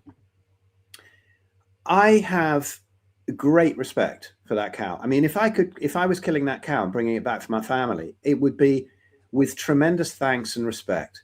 I don't think that there's anything wrong with death. What I think there's something wrong with is unnecessary suffering. And the thing that makes me, people immediately go, I say I'm carnivore. You mean like halal, mate? You mean like halal? Halal. Yeah, I do. Yeah, it's kind of a bit weird maybe how they kill them and bleed them out, but I'm not really up on that too much. But if they say to me, oh, well, look at the horrendous conditions in factory farming, absolutely disgraceful. I mean, chickens, what they do to chickens, my God. I mean, they leave the light on so that it ruins their whole hormonal signaling. So they lay around the clock, they cut their beaks and feet off. They do. This is disgusting. And this is what they think that I eat, right? I don't eat that. And I would be outside there demonstrating with the vegans to get rid of this. What we need to understand is what we really, really are adapted to eat, and then do it in the most compassionate, most humane way that preserves ecosystems and that causes no suffering to the animals. You want happy animals out on the grazing land, not taken to abattoirs, no suffering, bang, and they're down in a very, very quick way. And that is the most compassionate way to eat on the planet. You mentioned about plants before. Not only are all these animals being destroyed for crops, for vegan crops. Okay, it's not just vegans. Obviously, everybody eats them who eats toast. And exactly, yeah, that's that. So it's not. I'm not blaming the vegans for that, but they're not. Their diet will contribute to that, obviously. So, the vegan sort of idea of this is all down to death. Why would we? It's a fear of death. Why would we be frightened of death? No, I'm not frightened of death. Exactly. Here's a really interesting one, I think, that I came to a while ago. We are all one, right? We are eternal beings, and we are all connected. And we have a responsibility also for compassion to the bodies that we've been entrusted with for this life. What about compassion for your own body? I have more compassion for humans, like, say, for example, my son. I have great compassion for cows. I have great compassion for all animals, but I have more compassion for my son. And I brought up my eldest son and pretty much destroyed him. I have compassion more for my son, right, than I do for the cow. So let's have a cow that had a happy life, died quickly, no suffering, and feed that to my son. That's perfect. That's nature. That's beautiful. In fact, it's even better than nature, because in nature they have horrendous deaths. So, 70% of the creatures on Earth are carnivorous. Did God or nature or whatever you want to call it make a mistake? Did he? Yeah. No. No. It's a great point. It's a great point. Yeah, it's a great point. I've got to say though, I remember going to see Babaji Gurinder Singh, and a lady stood up and said, "Babaji, I feel as if I should start eating beef again." And he just looked at her and said, "I've never seen a calf feel happy being pulled away by its mother." That's all he said. And I'm like, fucking hell. And there is something in that, right? Yeah, exactly. Why would you? If it's all done according to nature, you don't have to do stuff like that. So that's immediately jumping to the horrendous ways that humans have decided to treat animals. Yeah. Not Yes. the fact that we're not carnivores. Also, getting into the guru thing. I mean, beautiful. I mean, okay, a lot of them are probably put in place by the CIA and were not awakened at all. But presuming that they are awakened and that they have the best of intentions and not just fiddling with their disciples and extorting money from people, imagine that they're all completely woken up. I mean, look at Ramana Maharshi, for example. Yeah. I mean, he was completely twisted and doubled over with his diet. Yeah, it was. He was, and then he got cancer in the arm, and then he died. Now, what He happened? did. Oh, his follower's always taking on all the stress from us. No, he's not. He ate rice and dal all his life, right? And it destroyed him. Well, you should know, because you ate rice and dal for how many years? Yeah, 30 odd years. And what were your symptoms, by the way? Oh God, everything. You want me to go through everything I ended up with? I mean, I had digestive issues immediately, but then of course it starts, often a lot of these horrendous arthritic conditions start in the sacroiliacs. So you'll get sciatica, lower back pain, stuff like that. I'd live at chiropractors and osteopaths, don't need them anymore. So even though apparently on x-ray, my sacroiliac joints are pretty eroded, but no pain whatsoever because there's no inflammation in there anymore. I've lost a knee and a wrist to this by delaying too long. Really? Yeah.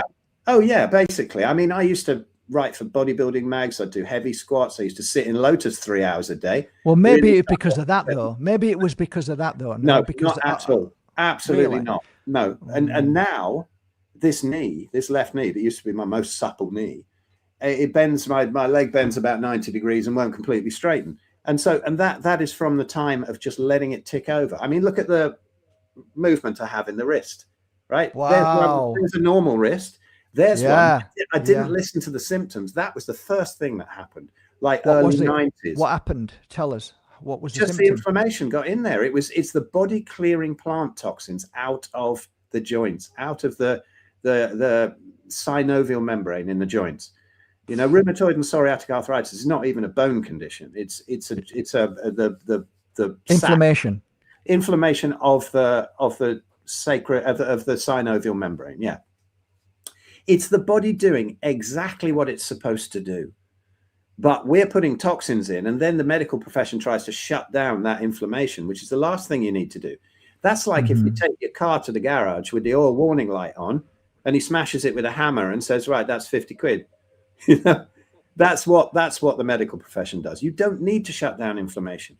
You need to stop the gut being leaky by cutting plants out of the diet. Then the toxins don't go through. So I've lost those two joints. I got it out of 30 odd joints with no damage.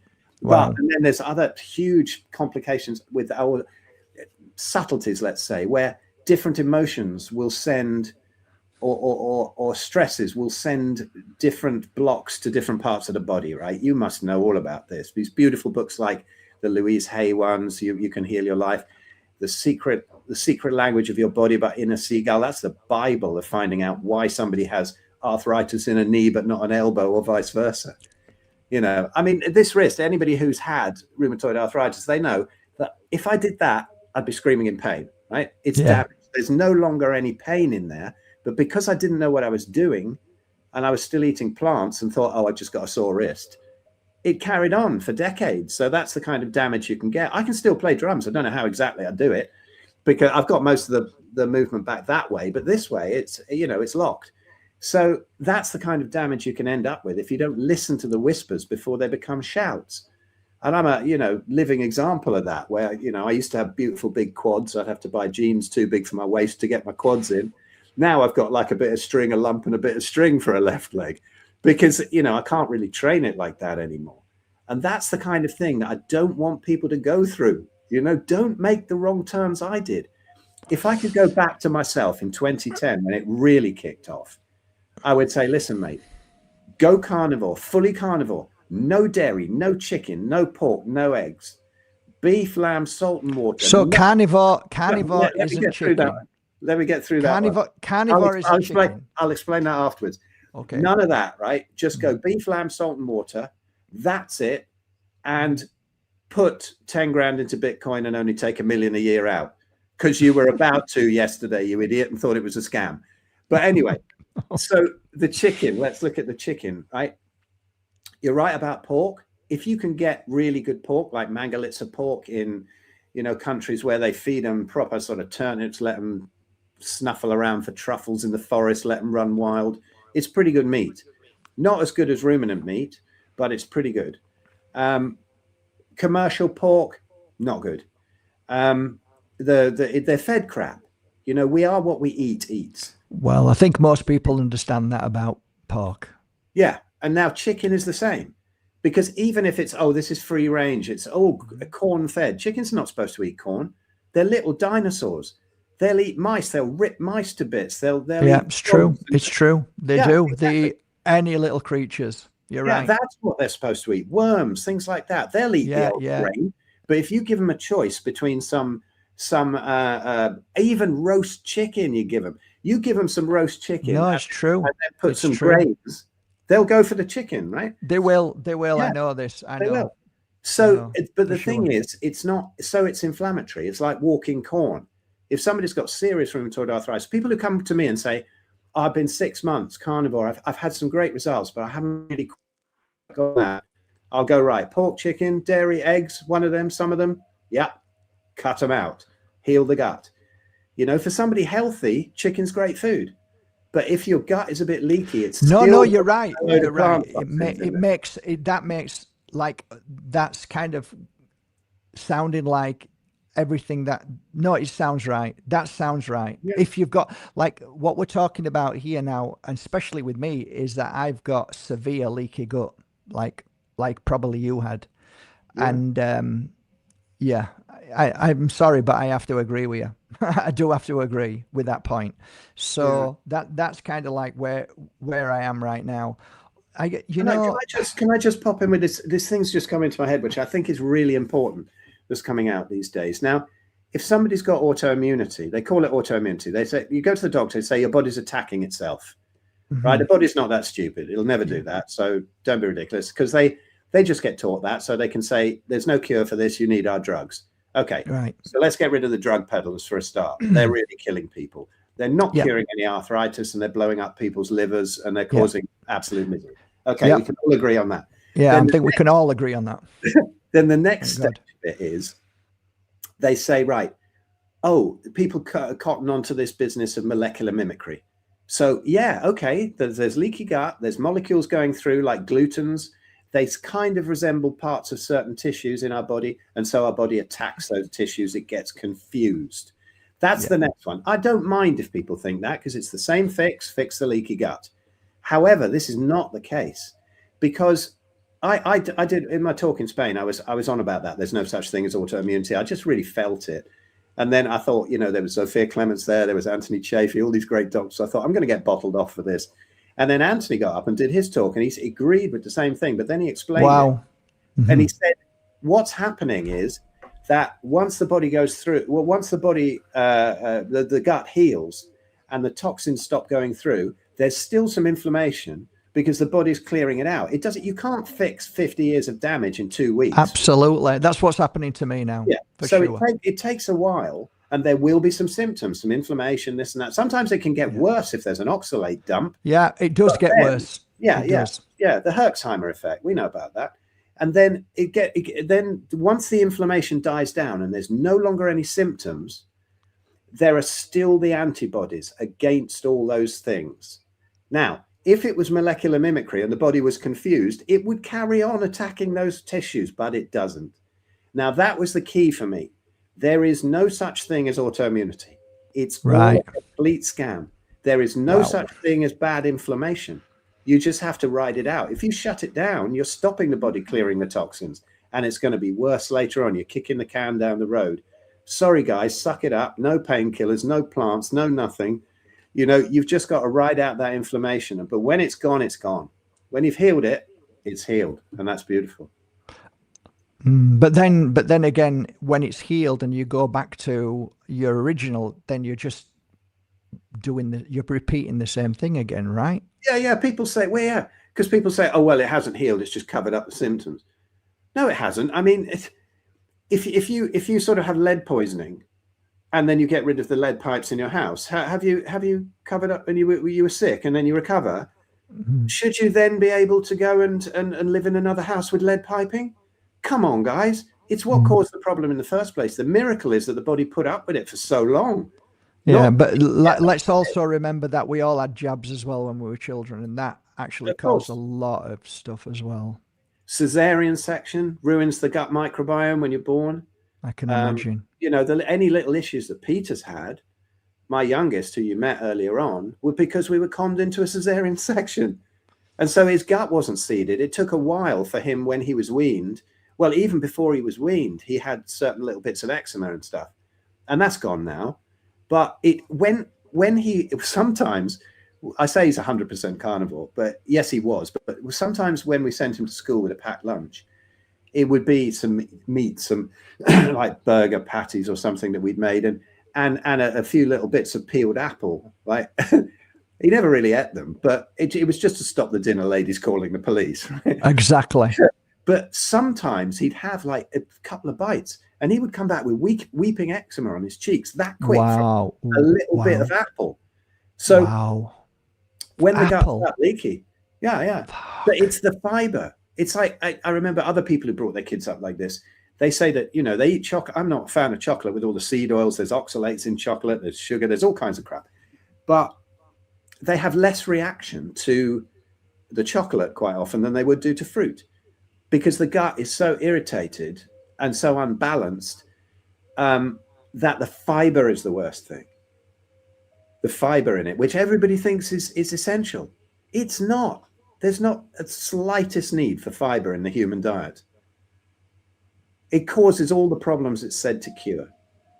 It rips your guts to bits and it's not necessary.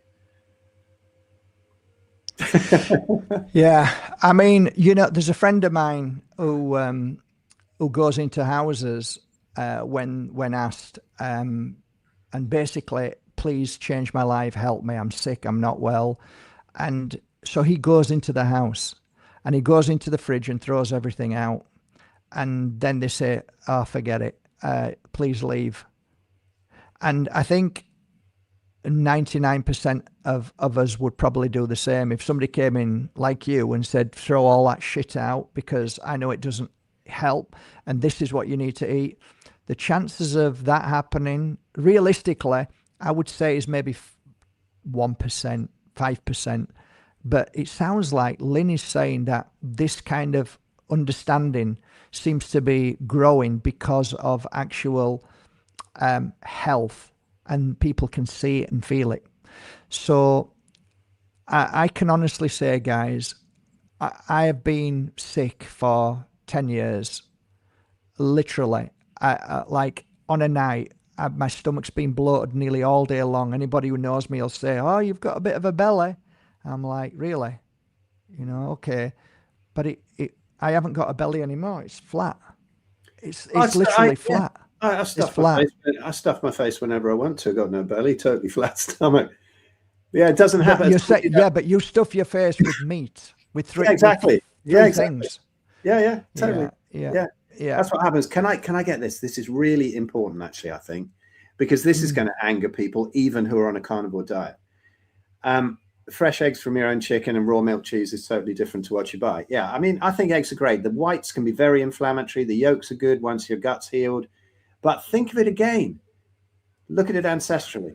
We didn't farm chickens. Eggs were seasonal if we ever got them. Very small part of our diet. Not that I think there's anything wrong, you know, compared to all plant foods, much better, but not that ideal. I come from the perspective where, from very sick people, right?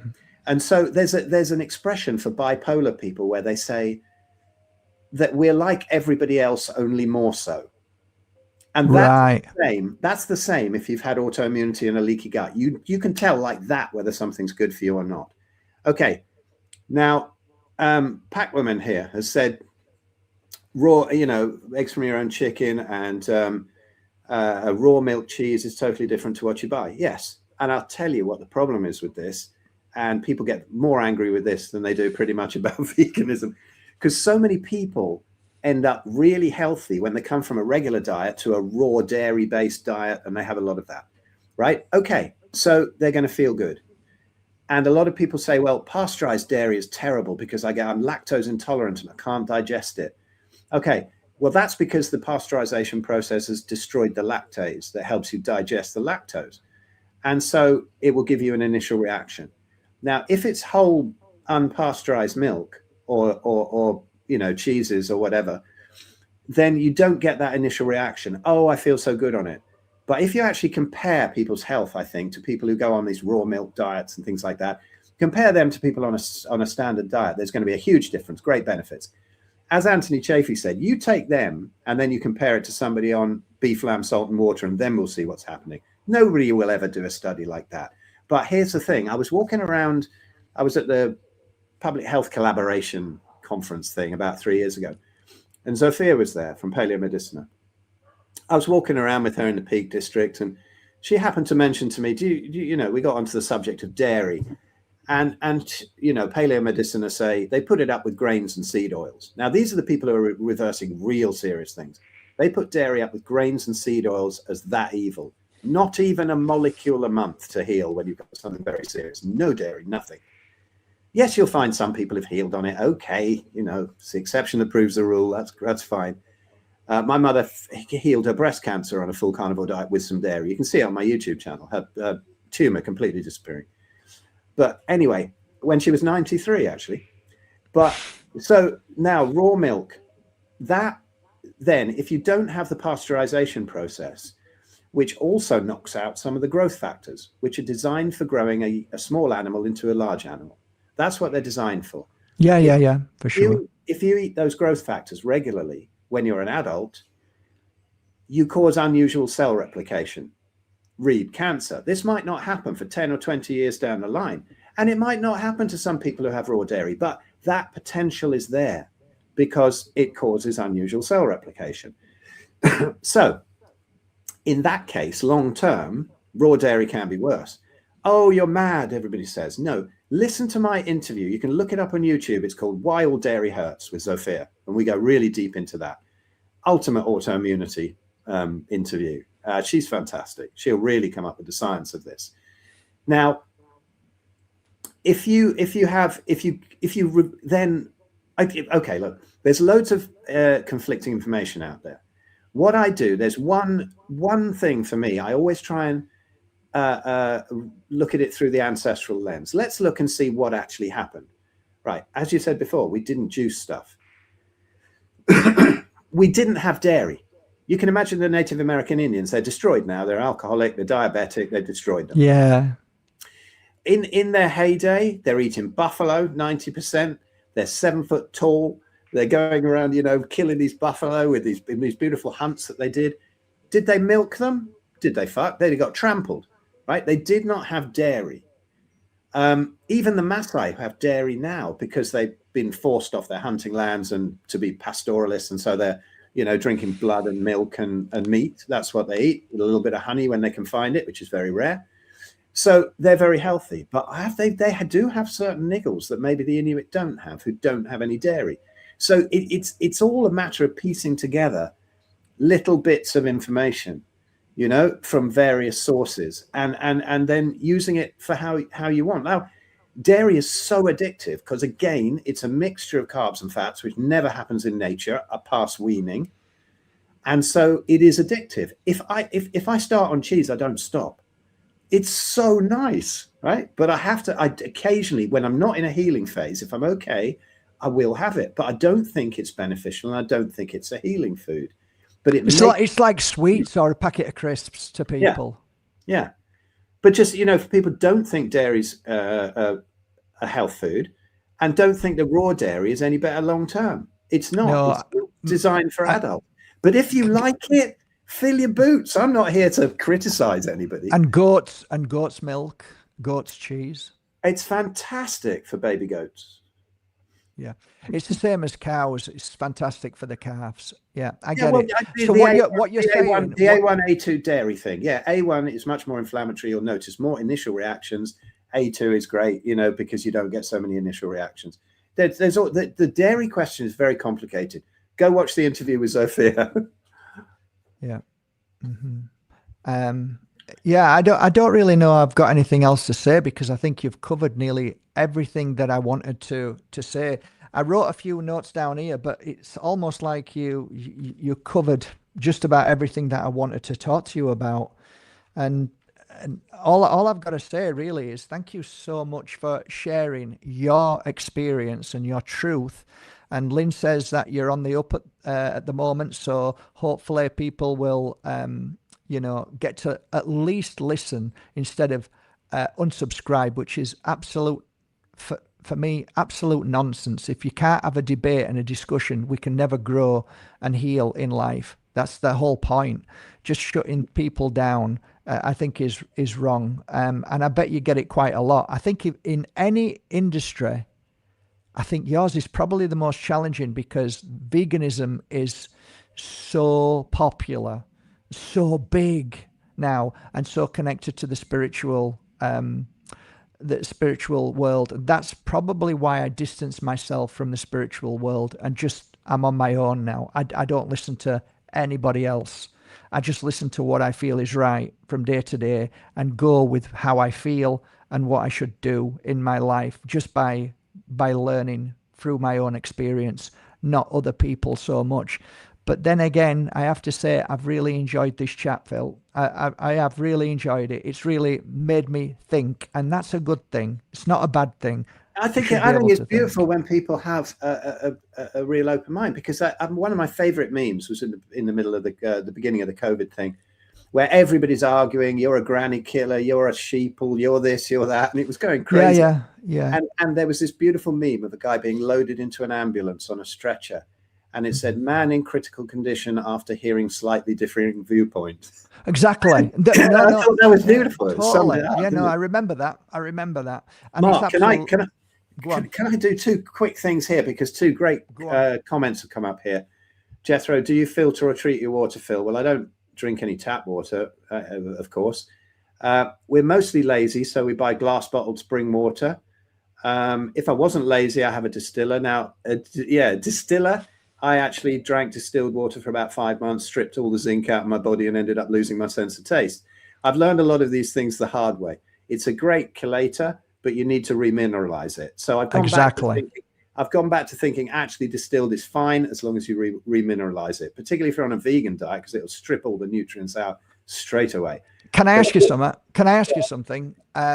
Do you believe, or have you ever heard of, after you've taken that particular water that you've distilled and put it out into the sun, it actually somehow miraculously brings back minerals into the water? Is there any proof to that? Please look into Sarah Pugh. If anyone's in England, come to my event.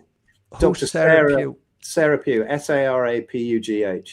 She's utterly brilliant. She's hilarious. She's incredibly naughty. One of the biggest brains on the planet, into all the quantum stuff and structured water. Go listen to her stuff. Yeah, I've looked at all sides of this, and yes, definitely.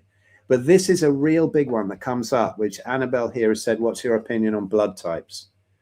Right? Because, I've got an A blood group, so I'm not adapted to meat. Okay. Now, there's a book. It was, what's his name? Dadamo. I've forgotten his first name. but he wrote this book called The Blood Type Diet. I was conned by it. I thought, oh, wow, absolutely. Also with the Ayurvedic body type diet and thinking, it's just nonsense. So you've got the blood type diet. Now, I went with that. Luckily, I was an O type, so I didn't have any fear of meat. What are you? Or what? I'm O negative, I think. Am I? Or O positive? So if you are O negative, how would I know that you have problems with your stomach? I don't know. It's something to do with dodgy bloodlines, isn't it? Yeah. So Rhesus negative thing. But yeah. So no, my point being is that blood doesn't lie, as my new doctor, holistic doctor, said. And he said, I can guarantee you if you are an O. And I said, how would you know that? He says, because blood doesn't lie. And what you're saying to me is, I guarantee you'll be an O. And he was absolutely right. Yeah. Cool. So blood doesn't lie. No, but this thing, it doesn't relate to diet, because animals have varying blood types. You know, is there a lion who sits there and goes, I think I'll pass up on that antelope and have a quinoa salad because... Do you think that do you actually think that we are anything to do with animals? I have an issue with like people saying that we're even close to animals. I don't even think we are. I think we're not. But I'm rounding up this point. I've got a big kind of speech on blood type diets because it drives me mad. So D'Adamo put all this nonsense in a book, and I've done so many polls and seen discussions about it on all the carnivore groups of blood type diets. I've got 20,000 on my carnivore group, and there are bigger ones, and I've seen this time and again. People of all blood types, of all races, ethnicities, anything, are having unbelievable results by cutting all the plants out of their diet. It's not about meat, it's about cutting all the plants. That's the magic, it's not meat. So, and some of them very cross with this D'Adamo dude for misleading them for so long and getting them into this blood type thing. I like Sean Baker's one. If your blood's red, eat meat. That's it. You know. Right. But the thing with the animals, maybe no, I don't think we're animals, mate. I don't at all. No. But the point is that if there was something to do with blood types that ruled the diet, there would be differing diets among a different species, and that doesn't really happen. And right. No, my point was my point was the doctor says he looks at blood every day, all day long, and he can tell what's wrong with you by your blood type. So there is something in that. Oh, maybe in another area, but I believe that every blood type completely benefits from a fully carnivore diet. Okay, that I get. That I understand what you're saying now. Yeah. Now I get it. Absolutely.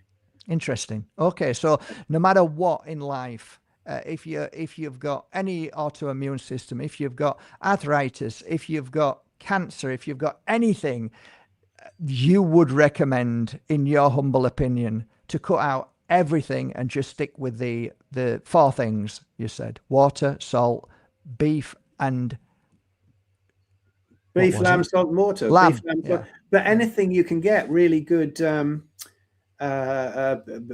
ruminant animal meat. If you've got diabetes or something, I mean, that's a low-hanging fruit. It's a piece of piss. You can get rid of that in a couple of months. Eating dairy, chicken, pork, bacon, whatever you want, you'll get rid of diabetes. That's easy. That's just too much, Imagine telling that to people. Imagine people with diabetes now. It's coming out. It's coming out. There's the Unwins, Dr. David and Jen Unwin. They live down the road from me. David's becoming pretty world famous at the moment. He was just on Diary of a CEO. They're fixing all their diabetic patients down there, getting them off metformin and everything. It's beautiful. He's speaking also at my event, both of them actually, the English one and the Spanish one. But really, I would say to everybody, look, don't believe me. I understand that the vegans won't do it, but if you eat anything else, you try it. You go beef, lamb, salt, and water only for 30 days if you're pretty healthy, 90 days if you've got something difficult to reverse, and be prepared that the first 30 days you might have some issues, fat adaptation, electrolyte issues, you need to take a lot of salt and water, things like that. But it's things you can get over. Then you tell me if it's not. So, could I ask you, like, if somebody was to do that, and they were going to take that. Do you think it's important to have somebody by their side to be on the phone? Like, would it be a smart move? Like, if you have an issue, it's good to be able to go to somebody and say, look, I've got this issue. This is absolutely as it should be. This is just purging. This is the cleansing, the detox. Like my doctor said to me, he's not a doctor, but he said to me, Mark, he says, it hurts when it comes in and it's going to hurt when it comes out. I'm like, okay, totally. I get it. Yeah. I get it. Yeah. No, absolutely. It's really good to have a support, to have a group. If anybody wants that, join up my Substack. You know, okay, I'll do a bit of plugging now, but if somebody wants an actual consult, if they're very sick, yes, I do consults, just philescott.com. You can find out all the events, my online courses, stuff like that. I never remember, you know, people say I'm a grifter. I just get so passionate about this stuff, and I never even remember to mention this shit. But everybody's a grifter if they're trying to help people. It seems. I know. And that is because we're ending up more in a world of evil, and evil is attacking anything that is truthful and healing. So whatever, I don't give a shit about that anymore. I'm too old for it. But yeah, I do a weekly on Sunday evenings, 6 o'clock UK time. I do a weekly Zoom call for, you know, giving support like that and advice, helping people through. I think it's very useful for people to see people on this journey who are maybe 2 months down the line, 6 months down the line, rather than some twat like me who's like 11 years down the line. And, you know, sometimes it's, oh, I'll never get to that. It's not realistic. But to see people as they're going through the healing and they come up from the next week and go, wow, my knee's gone down quite a bit, or my gut's so much better than last week, you know, to see that healing journey as it unfolds is beautiful. And it is only on a personal level. You can't put that to somebody listening to you now who would understand unless they started experiencing it. And this is what I know about life. So there's no point even trying to say anything. You know, if it happens, it happens, and good luck to you, and I'm happy for you. If not, keep going. Let's just, like, I've done 10 years of it. And it, honestly, I've never healed. I've never felt as healed as I am now on this broth at the moment. So this is the first time I've introduced it in 10 years into my life, and it wasn't easy, but I thought, you know what, I'm going to start to listen to my body. Yeah. And I started to listen to it. And for the first time, I swear on my life, I've never wake up feeling healthy, go to bed feeling healthy, having so much energy through the day. Like, yeah, I mean, after doing videos before, I was exhausted.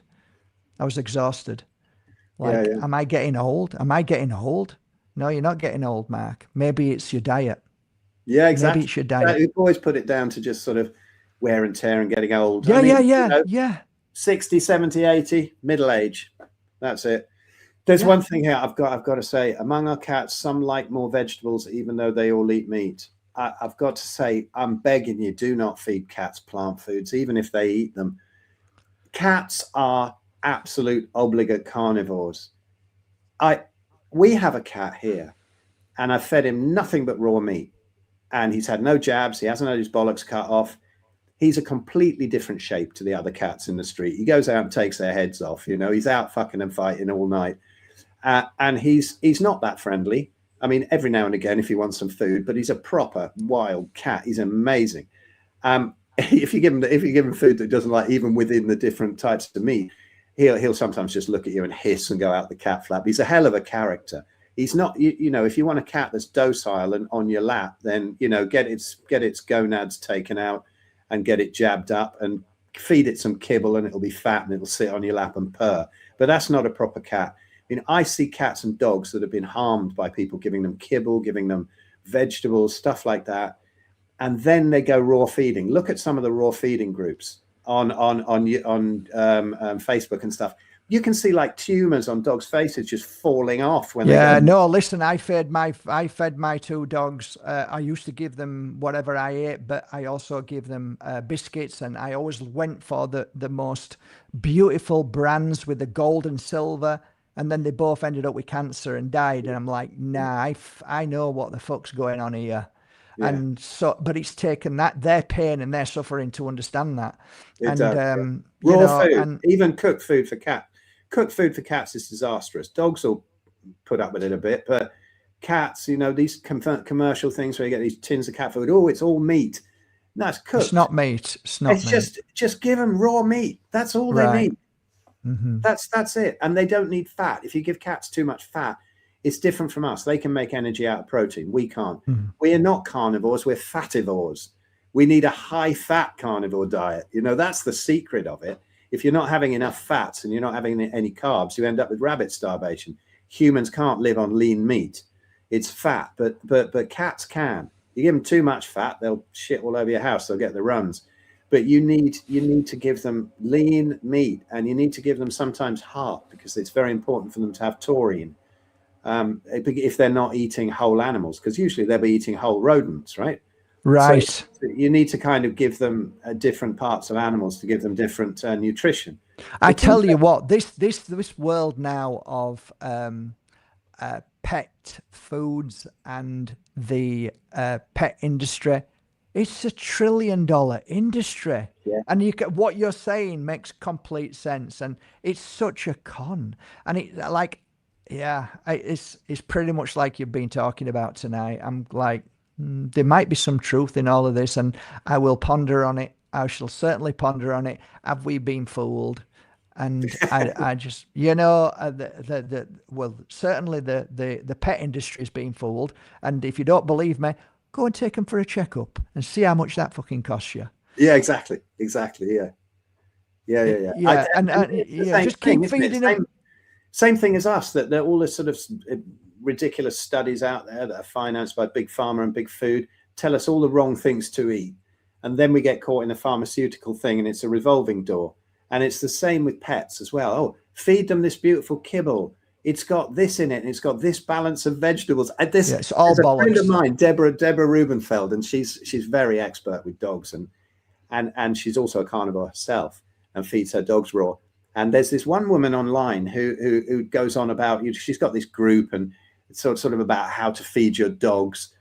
And Deborah's so funny, always goes in there and trolls her, because she's saying that there was this one post of what's the ideal amount of dandelions to feed your dog.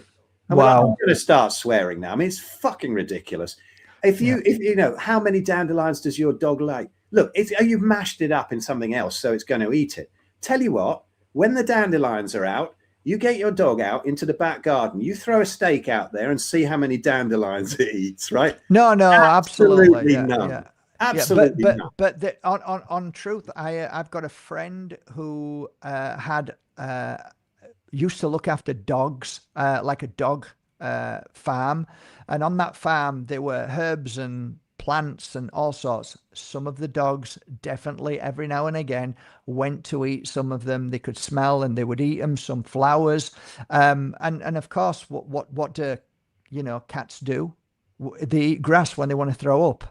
They do. I see my cat nibbling on it, even though he has raw meat. He'll nibble on it very occasionally, and sometimes he doesn't even get any in his mouth. But the thing is, these animals don't have any dogma. They don't have, years of misinformation, and so they're not clouded by it. They are properly listening to their bodies, right? But they don't have choices, though, do they? That's the problem. They don't really have a choice. But if they go out into those into that environment, nature, and something nibbles on a dandelion once, or a little bit of grass for cats. Yeah, it doesn't mean to change the world, change the whole understanding of dogs. I get that. I think that's where we are. Do you know what I think? I've come to understand that everybody's trying to find something that somebody else doesn't know. And I think that there's so much need for appreciation, ego, fame, that I've noticed people are just almost saying anything now these days, just for that sake. And like the next superfood. I'm like, it's just, when does it ever end? There's always, like, every week there's a new superfood. I'm like, what the drives me insane. Meat is a superfood. There's a great book called Toxic Superfoods by Sally Norton. She's been on my podcast. She's probably the world expert on oxalates. And she pulls to bits all the superfoods. It's beautiful. It's like she was really badly damaged by oxalates, which is why she ended up really studying it. This is how most of us come to it. I think Lynn went through the same thing, no? Because Lynn, I used to be, you know, I really like eating vegan food. I eat like you know, my partner's vegan, so I eat everything that she makes, of course. But I did go out every now and again and just feel I need to eat some fish, but I always felt guilty. Like for the first time in my life, now I'm single, I don't have any guilt. It's gone. And it's so refreshing not to have that guilt. And Yeah. it's basically it's respect for your partner, but nah, not no more.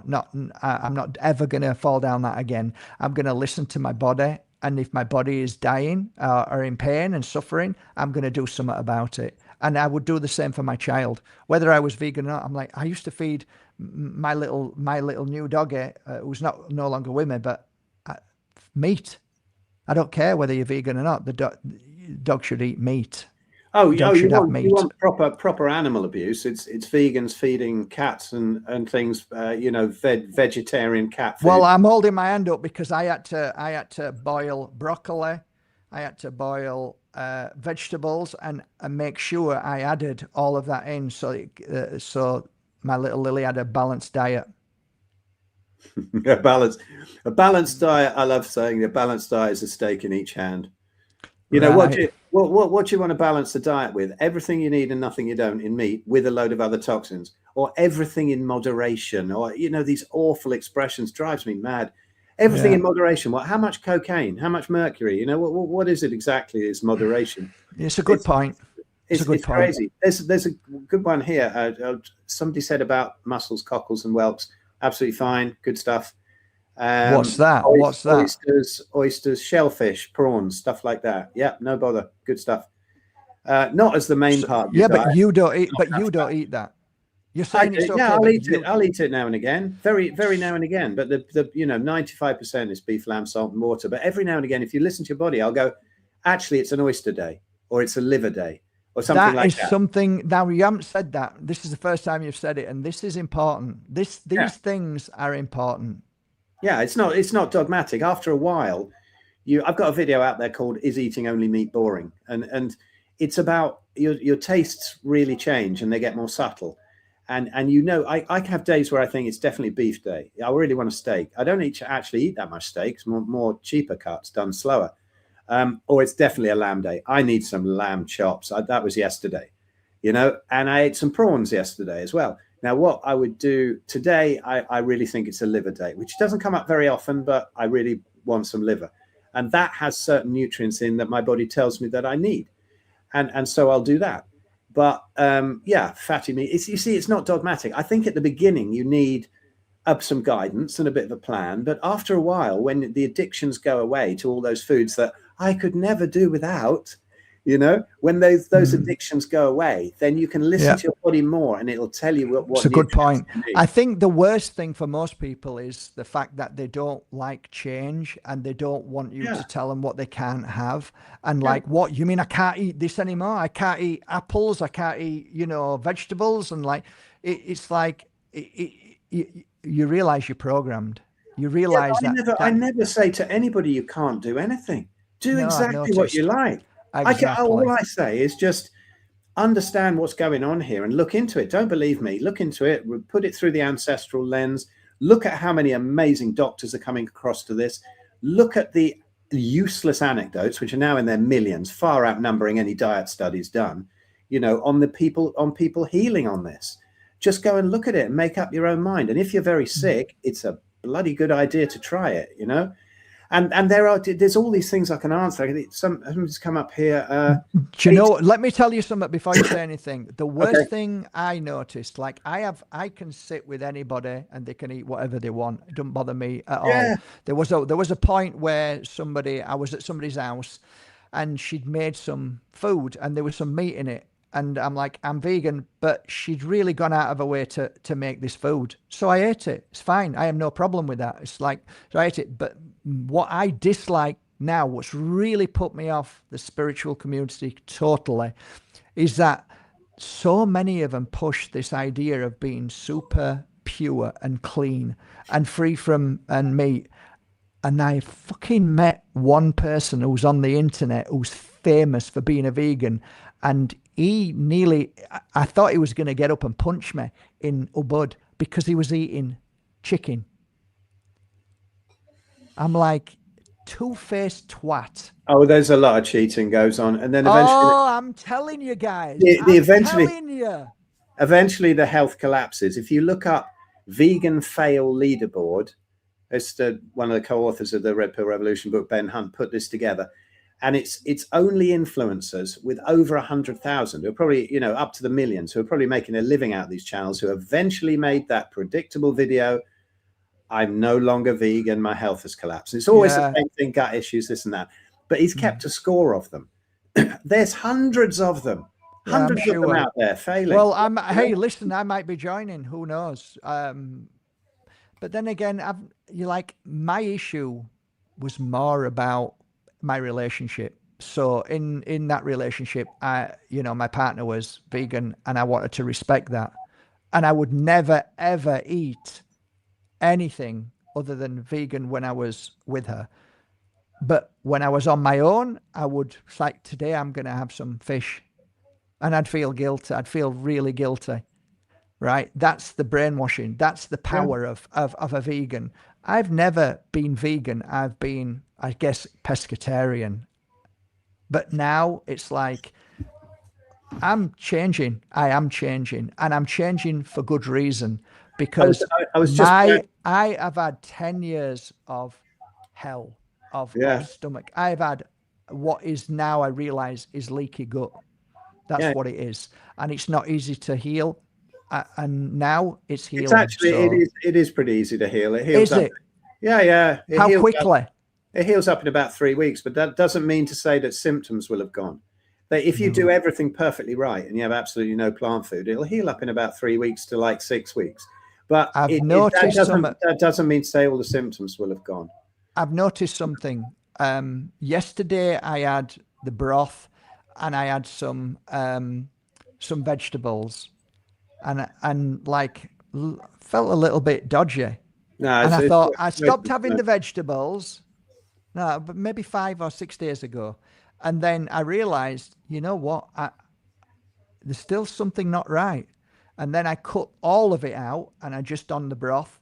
I know you probably don't believe in the broth, but it's the closest thing to what to broth is it? What broth is it? It's either beef broth, or chicken broth. Are you making it yourself? Or fish broth? I'm making it myself. I buy it organic. I slowly cook it on here for about an hour, very slowly, and then leave it, and then drink the broth. And it's really, I've done fish. We get the bones. Get bones with as much marrow and connective tissue as possible. Beef bones. I've done all of that. With some Celtic sea salt. We do it for 3 days in a slow cooker. Okay. And it's amazing. Okay. Yeah, brilliant. Well, I don't know, but what little I know about this, and what I'm doing is I'm just trying it. it's just a test, and all I can say is that I'm healing for the first time in 10 years. Beautiful. So I don't care what anybody wants to say about that. And I guess it's a bit like, I'm turning Christian. Yeah, I know. It feels like it. I'm turning Christian, guys. No, I'm just healing my body, guys. That's what I'm doing. Exactly. There's a good question here from Katie. Says, Phil, what do you recommend if you have issues with histamine intolerance? Right. Histamine intolerance is really interesting. And the whole histamine thing, you know, I remember when I used to have hay fever, I mean, really bad every year. It was just horrendous. I was absolutely incapacitated during hay fever season. I have to actually look to see if other people are sneezing now to even know that it's hay fever season. Totally gone. But the histamine intolerance is a slightly different thing. If you have histamine intolerance from food, again, it's a gut issue. You need to rebalance the gut. And what you do is just don't do aged meats. Don't do broths because they're high in histamines. I don't have a problem with histamine intolerance, but if you do, just very new, fresh, unaged meat until the histamine intolerance passes and the gut's healed, and then you will have no problem with broths and aged meats and things like that again. Do you know what, guys? I think you know, if you're interested in what Phil's talked about, you should get in touch with him and join his group and listen to him on a Sunday. I think that's if you're suffering, and you think, you know what, I've exhausted all avenues with trying to eat healthy plant-based whole food diet and it hasn't worked. Maybe if it feels right, you could give it a try. Who knows? And I'm not advocating, you know, anything other than I just want you to feel better, guys. That's all. I just want you to feel better. That's all we want. That's all we want. Nothing if you're not else. ready for it, we all have our journey. I think one of my biggest lessons in life and the way I grew up probably the most ever was being that sick. Sometimes it's a real blessing being through that because it teaches you so much, not only about diet and all that kind of thing, but it teaches you about your own emotions, your own stresses, your own past traumas, all kinds of things it can teach you about. That's why I called that book Arthritis, the Best Thing That Ever Happened to Me. And it's mostly, you know, the first third, my struggle with the medical community, the second third about finding out about all of this. And the third part of it is just the whole spiritual side of it and stuff. Yeah, and I think it's a personal journey, Phil, and no two people, in my opinion, are gonna understand it the same. I think every journey is different because of what issue you got in your body. Just like, I guess, energy and the trauma that we all go through in life, it's all different for all of us. We suffer in different ways in our bodies, and you know what? If you're healthy and you're fine, like my mate Paul Dyson, fucking eats anything, and he's never been sick, and he's in his first time he's ever been sick in his life. He got pneumonia a few months ago and he's pulled through and he's back on his feet again, and he just eats shit, and he's like got one of those, I don't know what it is, he's just got one of them super bodies. Well, yes and no. I mean, I have my best friend, you know, all the way from school. I mean, if you think of Patrick Swayze, but even better looking and always ripped, he ate crap. He took shitloads of drugs and drank, and he was always ripped and muscly. He looked amazing. He's the most hilarious, wonderful guy ever. I love him. Yeah. And then suddenly ALS, that is the worst diagnosis ever, Lou Gehrig's disease, you know, and then he ended up, last time I saw him, he died a couple of Christmases ago when he just got to 60. And I saw him, luckily. Something told me I needed to go see him. And his brain was still there. We had a great rant about all the COVID shit, and he was bang on, and he was totally there, but he was a shell. He weighed about 6 stone, and he was in a motorized wheelchair, and he couldn't move his hands anymore. Sorry. It's basically the same thing that, what's his name, Stephen Hawking had, you know? And then that killed him, and he was just so healthy up till that bang. And then also, I've talked about the local community of the TM meditators here. And there was one guy, another lovely friend of mine. And I thought, he's one guy, maybe this is working for. He was healthy, he was fit, he looked great, he's good looking, up and down mountains, you know, all the time. He loved hiking. I thought, this guy's actually healthier than all the rest of them. 3 months later, he was dead from pancreatic cancer. Wow. And he died on the same day as one other of my vegetarian friends who died from brain cancer. And they died both on the same day. And this is from a community of about 300 people. So, you know, watch out if you're on plant-based diets, please, please. I don't like to fearmonger, but actually I'd say go get a bone density scan, go and look into all the beautiful healing of people who have got very sick on plant-based diets and come off them. You know, we're not being nasty. We're not attacking anybody. We love you. Of God's sake, you know, we're all no, I've got like, I brought you on. I've had people on my show for many years. I've had women who've said, you know, they found out they got a brain tumor, and then all they went on into they stopped eating meats and everything, and they just went on to a raw diet, and they found that the tumor just stopped growing, and she started healing. So everybody's different, Phil.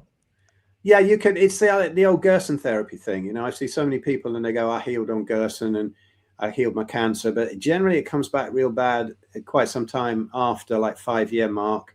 It was better when the Gerson therapy included mixed up organs in those juices. It works because it's basically a fast. Doesn't work for 95% of the people. You don't hear about them. Well, I do. Because no, I- you do. Like I hear, because I'm a healer, and I've got multiple friends who got cancer in places where you just can't operate, so they need to somehow get rid of it, and they've tried everything, every holistic approach they could, and I mean everything, to the point where they had to go down the medical industry, which we know is poison but kills everything. Doesn't just kill the exactly. cancer, it kills everything. So no big surprise there.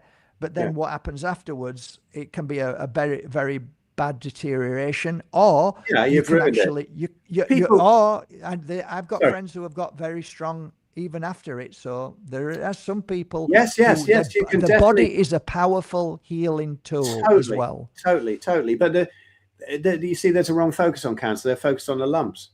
Lumps aren't the problem. It's the process that the body's containing and encapsulating various toxins within that. And causes the pain to the body.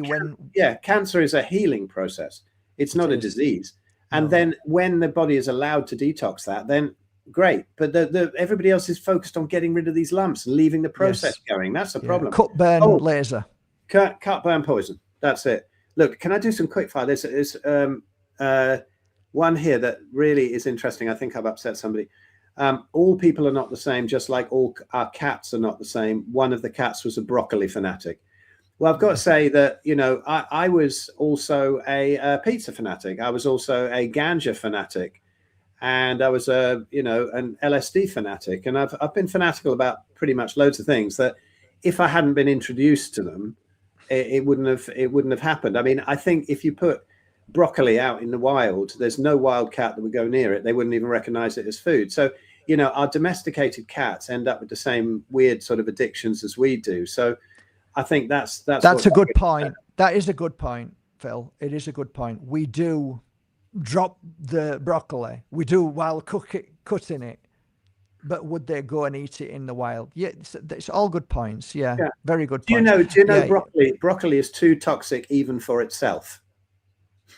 Yeah, I've heard this. It's when you bite into it that two chemicals combine, like a glow stick. When you snap it and the chemicals combine, and so it's. I think that's quite funny. Are you going to die because you have a good diet with a little bit of broccoli in it? No, of course you're not. This is not like a black and white thing, but I just say it's not a health food. If you enjoy it, great. But if you do get sick, please don't go through the 3 or 4 or 5 years trying to get confidence to drop those last few plants. Just do it. And then if you can reintroduce a few seasonal veg, like our ancestors did, seasonal fruit in time, even paleomedicina say do that, as long as you don't reintroduce dairy or grains. But if you do that in time, fantastic. But get healed and then do it. Get healed first. If you want to think about this as the ultimate elimination diet, it's very safe to live the rest of your life on beef, lamb, salt, and water. But if you just want to take it as an elimination diet, please do that. I've done that's where I am now. I've done 100 elimination diets, but I've eliminated the wrong thing. Oh, let's go back to juicing. Let's go back to just fruitarianism. Let's go back to no, fuck it. Beef, lamb, salt, and water, and then add stuff. That's the elimination diet. Okay. Well, that's that. Listen, Phil, I really appreciate your time, buddy, for coming on, and it's certainly opened, I think, quite a lot of people's eyes, and hopefully it's made people think a bit, and at least your options are there, and whether you do or you don't, it's up to you. It's your life. You do what you want. But one thing I will take on board, nobody will tell me what to do. Nobody will ever again tell me what I should and shouldn't do. No religion, no philosophy, I'll do whatever I need to do. And if my body's healing, then fine, it's healing. So that's what I'm doing right now. Absolutely. And just be open to things, because what I always say is I've learned some of my most important lessons in life from people that I 90% disagreed with. Yeah. Those 10% were gold. It's when people say, oh, you think this, so I can never take anything seriously. You say, oh, you think the earth's flat, so I'm not gonna listen to you about anything. No. That's program. That's program. Yeah. Unfortunately, that's NPC in my world. Just program. Exactly. Programs. Look not at this interested lovely in one that. from Edwina here. Swapped our dogs to raw about 15 years ago, absolutely phenomenal change in their health. Yeah, no, I'm hearing it all over the place now. I'm hearing it everywhere. I don't know why, because I didn't ask for it, but funnily enough, on my phone, it like I don't talk about it to anybody, but now I'm hearing it more and more. So it seems to be a thing, and I'm like, okay, I'm going to listen to this person. And I've actually listened to about maybe 30 different people, who were vegan like me almost. Well, but and then they went on to this diet to heal themselves, and they healed themselves. They're all of them that I'm listening to have healed themselves, and they're not being pushy. They're not being like in your face. They're not trying to sell anything. They're just telling their true story. And I noticed a lot of them really are not shy, but they're really panicky from saying because they were vegan. It's almost like it was hard for them to say it. So you can see the program is so freaking strong. Yeah. So well done. You broke through it. Yes, and I am open to something better. I just haven't found anything yet. Exactly. I've been through every single diet and seen things, but I tell you what, if there is a cure for rheumatoid arthritis that involves putting a dog turd on your head and jumping on one leg, I'm do open. it. Yeah. Anything. Yeah. I'm not closed-minded. I'm just, when vegans go, you need to research more, you need to be more closed-minded. No, I've been there and it didn't work, right? And it seems to be destroying a load of other people. So I've been there. I'm an expert. What somebody once said, what do you call an expert on the vegan diet? A carnivore. Because they've been through it, they've been damaged, and they've learned that this is not what we're designed to eat. So makes sense. If you come at me with all these things that I've already tried for decades, I'm not going to suddenly go back to it. But no, I've noticed. I can see. Like you've actually got a smile on your face. Yeah, if you come to me with something new, I'm all ears. Exactly. If I haven't heard anything before. That's exactly what I was trying to say, and you articulated it so well that I'm trying to tell people about. You can feel the difference between a chancer, a charlatan, somebody who was just like, yeah, what's he up to, and somebody like, fucking do what you want, pal. This worked for me, and I don't give a fuck what you think. It's up to you. I like that, Phil. I like that. Yeah, that means a lot to me, because you're not doing, all you're doing is speaking your truth, and you're actually, you feel like the confidence oozes out in you. And the reason why is because you've healed yourself. I've been at it a long time, and confidence is the most important thing that you need, because this immediately sounds so crazy. I mean, see, somebody else has popped up here, even now, saying it's all about blood type. If you could, I hope this is going out and you could rewind it. We've already dealt with the blood type thing. It's an absolute myth and an absolute con when it comes to diet anyway. But please just have a go, look into it more, follow some great channels like Anthony Chafee, Ken Berry, Sean Baker, all the real sort of big channels. Read the comments as well under all of these videos. Read the comments of people who've come from every other diet, particularly veganism and vegetarianism, how it's healed them. Incredible stories underneath. Dr. Berry, you saved my life. I love Ken. He's been on my channel. He's got the biggest carnivore channel now. I started mine even before him, but he's got millions on it now. But I'm shadow banned for speaking out against the jabs and all that crap. Good for you, pal. That's why that's why I like you. That's what it is. But his channel's huge. And you just read the healing stories underneath, and it gives me a real lump in my throat, because Ken Berry discovered this. Ken Berry wrote a book called The Lies My Doctor Told Me. And it became a proper bestseller. He did really well with it. And suspiciously, his house and his practice burned down within a couple of months. Yeah. And they were after him. And I talked to him about that on my podcast with him. But go see Ken Berry's channel. You see the healing on there. I love it. I remember the first time I heard it, I was listening to a podcast with him, and I was walking to the school to pick up my son. And I heard him say that what I'm doing now with the whole carnivore thing and all of these massive, you put any ailment in and name Ken Berry, and you'll find out him going into the proper science of how to do it, how it reverses. And he says, I'm doing this to apologize for all the people that are hurt before I woke up to this dietary bullshit and all the medical nonsense. Yeah, but you have to go through it, though. Real lump in my throat, and I was Yeah, kind of yeah. filling up because I heard he was so sincere, you know. Yeah, yeah, sounds great. Beautiful. I'll go and check that out as well. What's his name again? His channel? Ken Berry, Dr. Ken Berry, lovely guy. I'll go and have a look as well. But yeah, all right, I'm knackered now. Not knackered, but I need to go to bed. I'm normally in bed for 9 o'clock. Oh, it's much later there, isn't it? Yeah, it's 10:30, and my protocol says the best time to sleep is between 9 and 12. That's when you get the ultimate energy in sleep. Whether that's true or not, I do feel better for doing it. Yeah.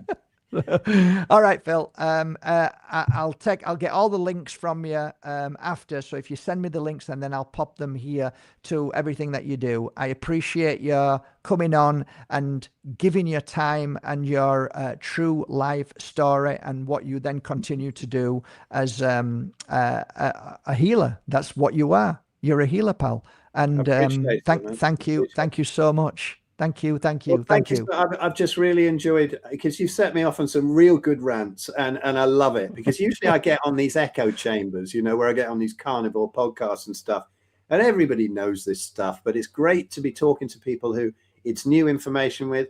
I love to be challenged. I love these wonderful objections to it. Exactly. Because, you know, it's great. It's great. Exactly. When I talk about energy and I work with and people, I love it. Ask me all you want. Why? Because I've been through it. I understand it. I feel it, and I can talk about it just like you can. And that's why I can feel that. And I think whatever people's belief is tonight, they can at least say is true to his conviction, is true to what he's saying. And you can feel it, Phil. I can feel it. Anybody with half a consciousness can feel it. You know, quarter of a millimeter of a consciousness. You can feel you're a genuine, and you want to help, and you can just feel it. You can just feel it. And if you can't, there's something wrong. All right, pal. See you later. Take care. Thanks, Mark. See you, everyone. Bye, everybody. Thank you. And I'll see you tomorrow. Take care.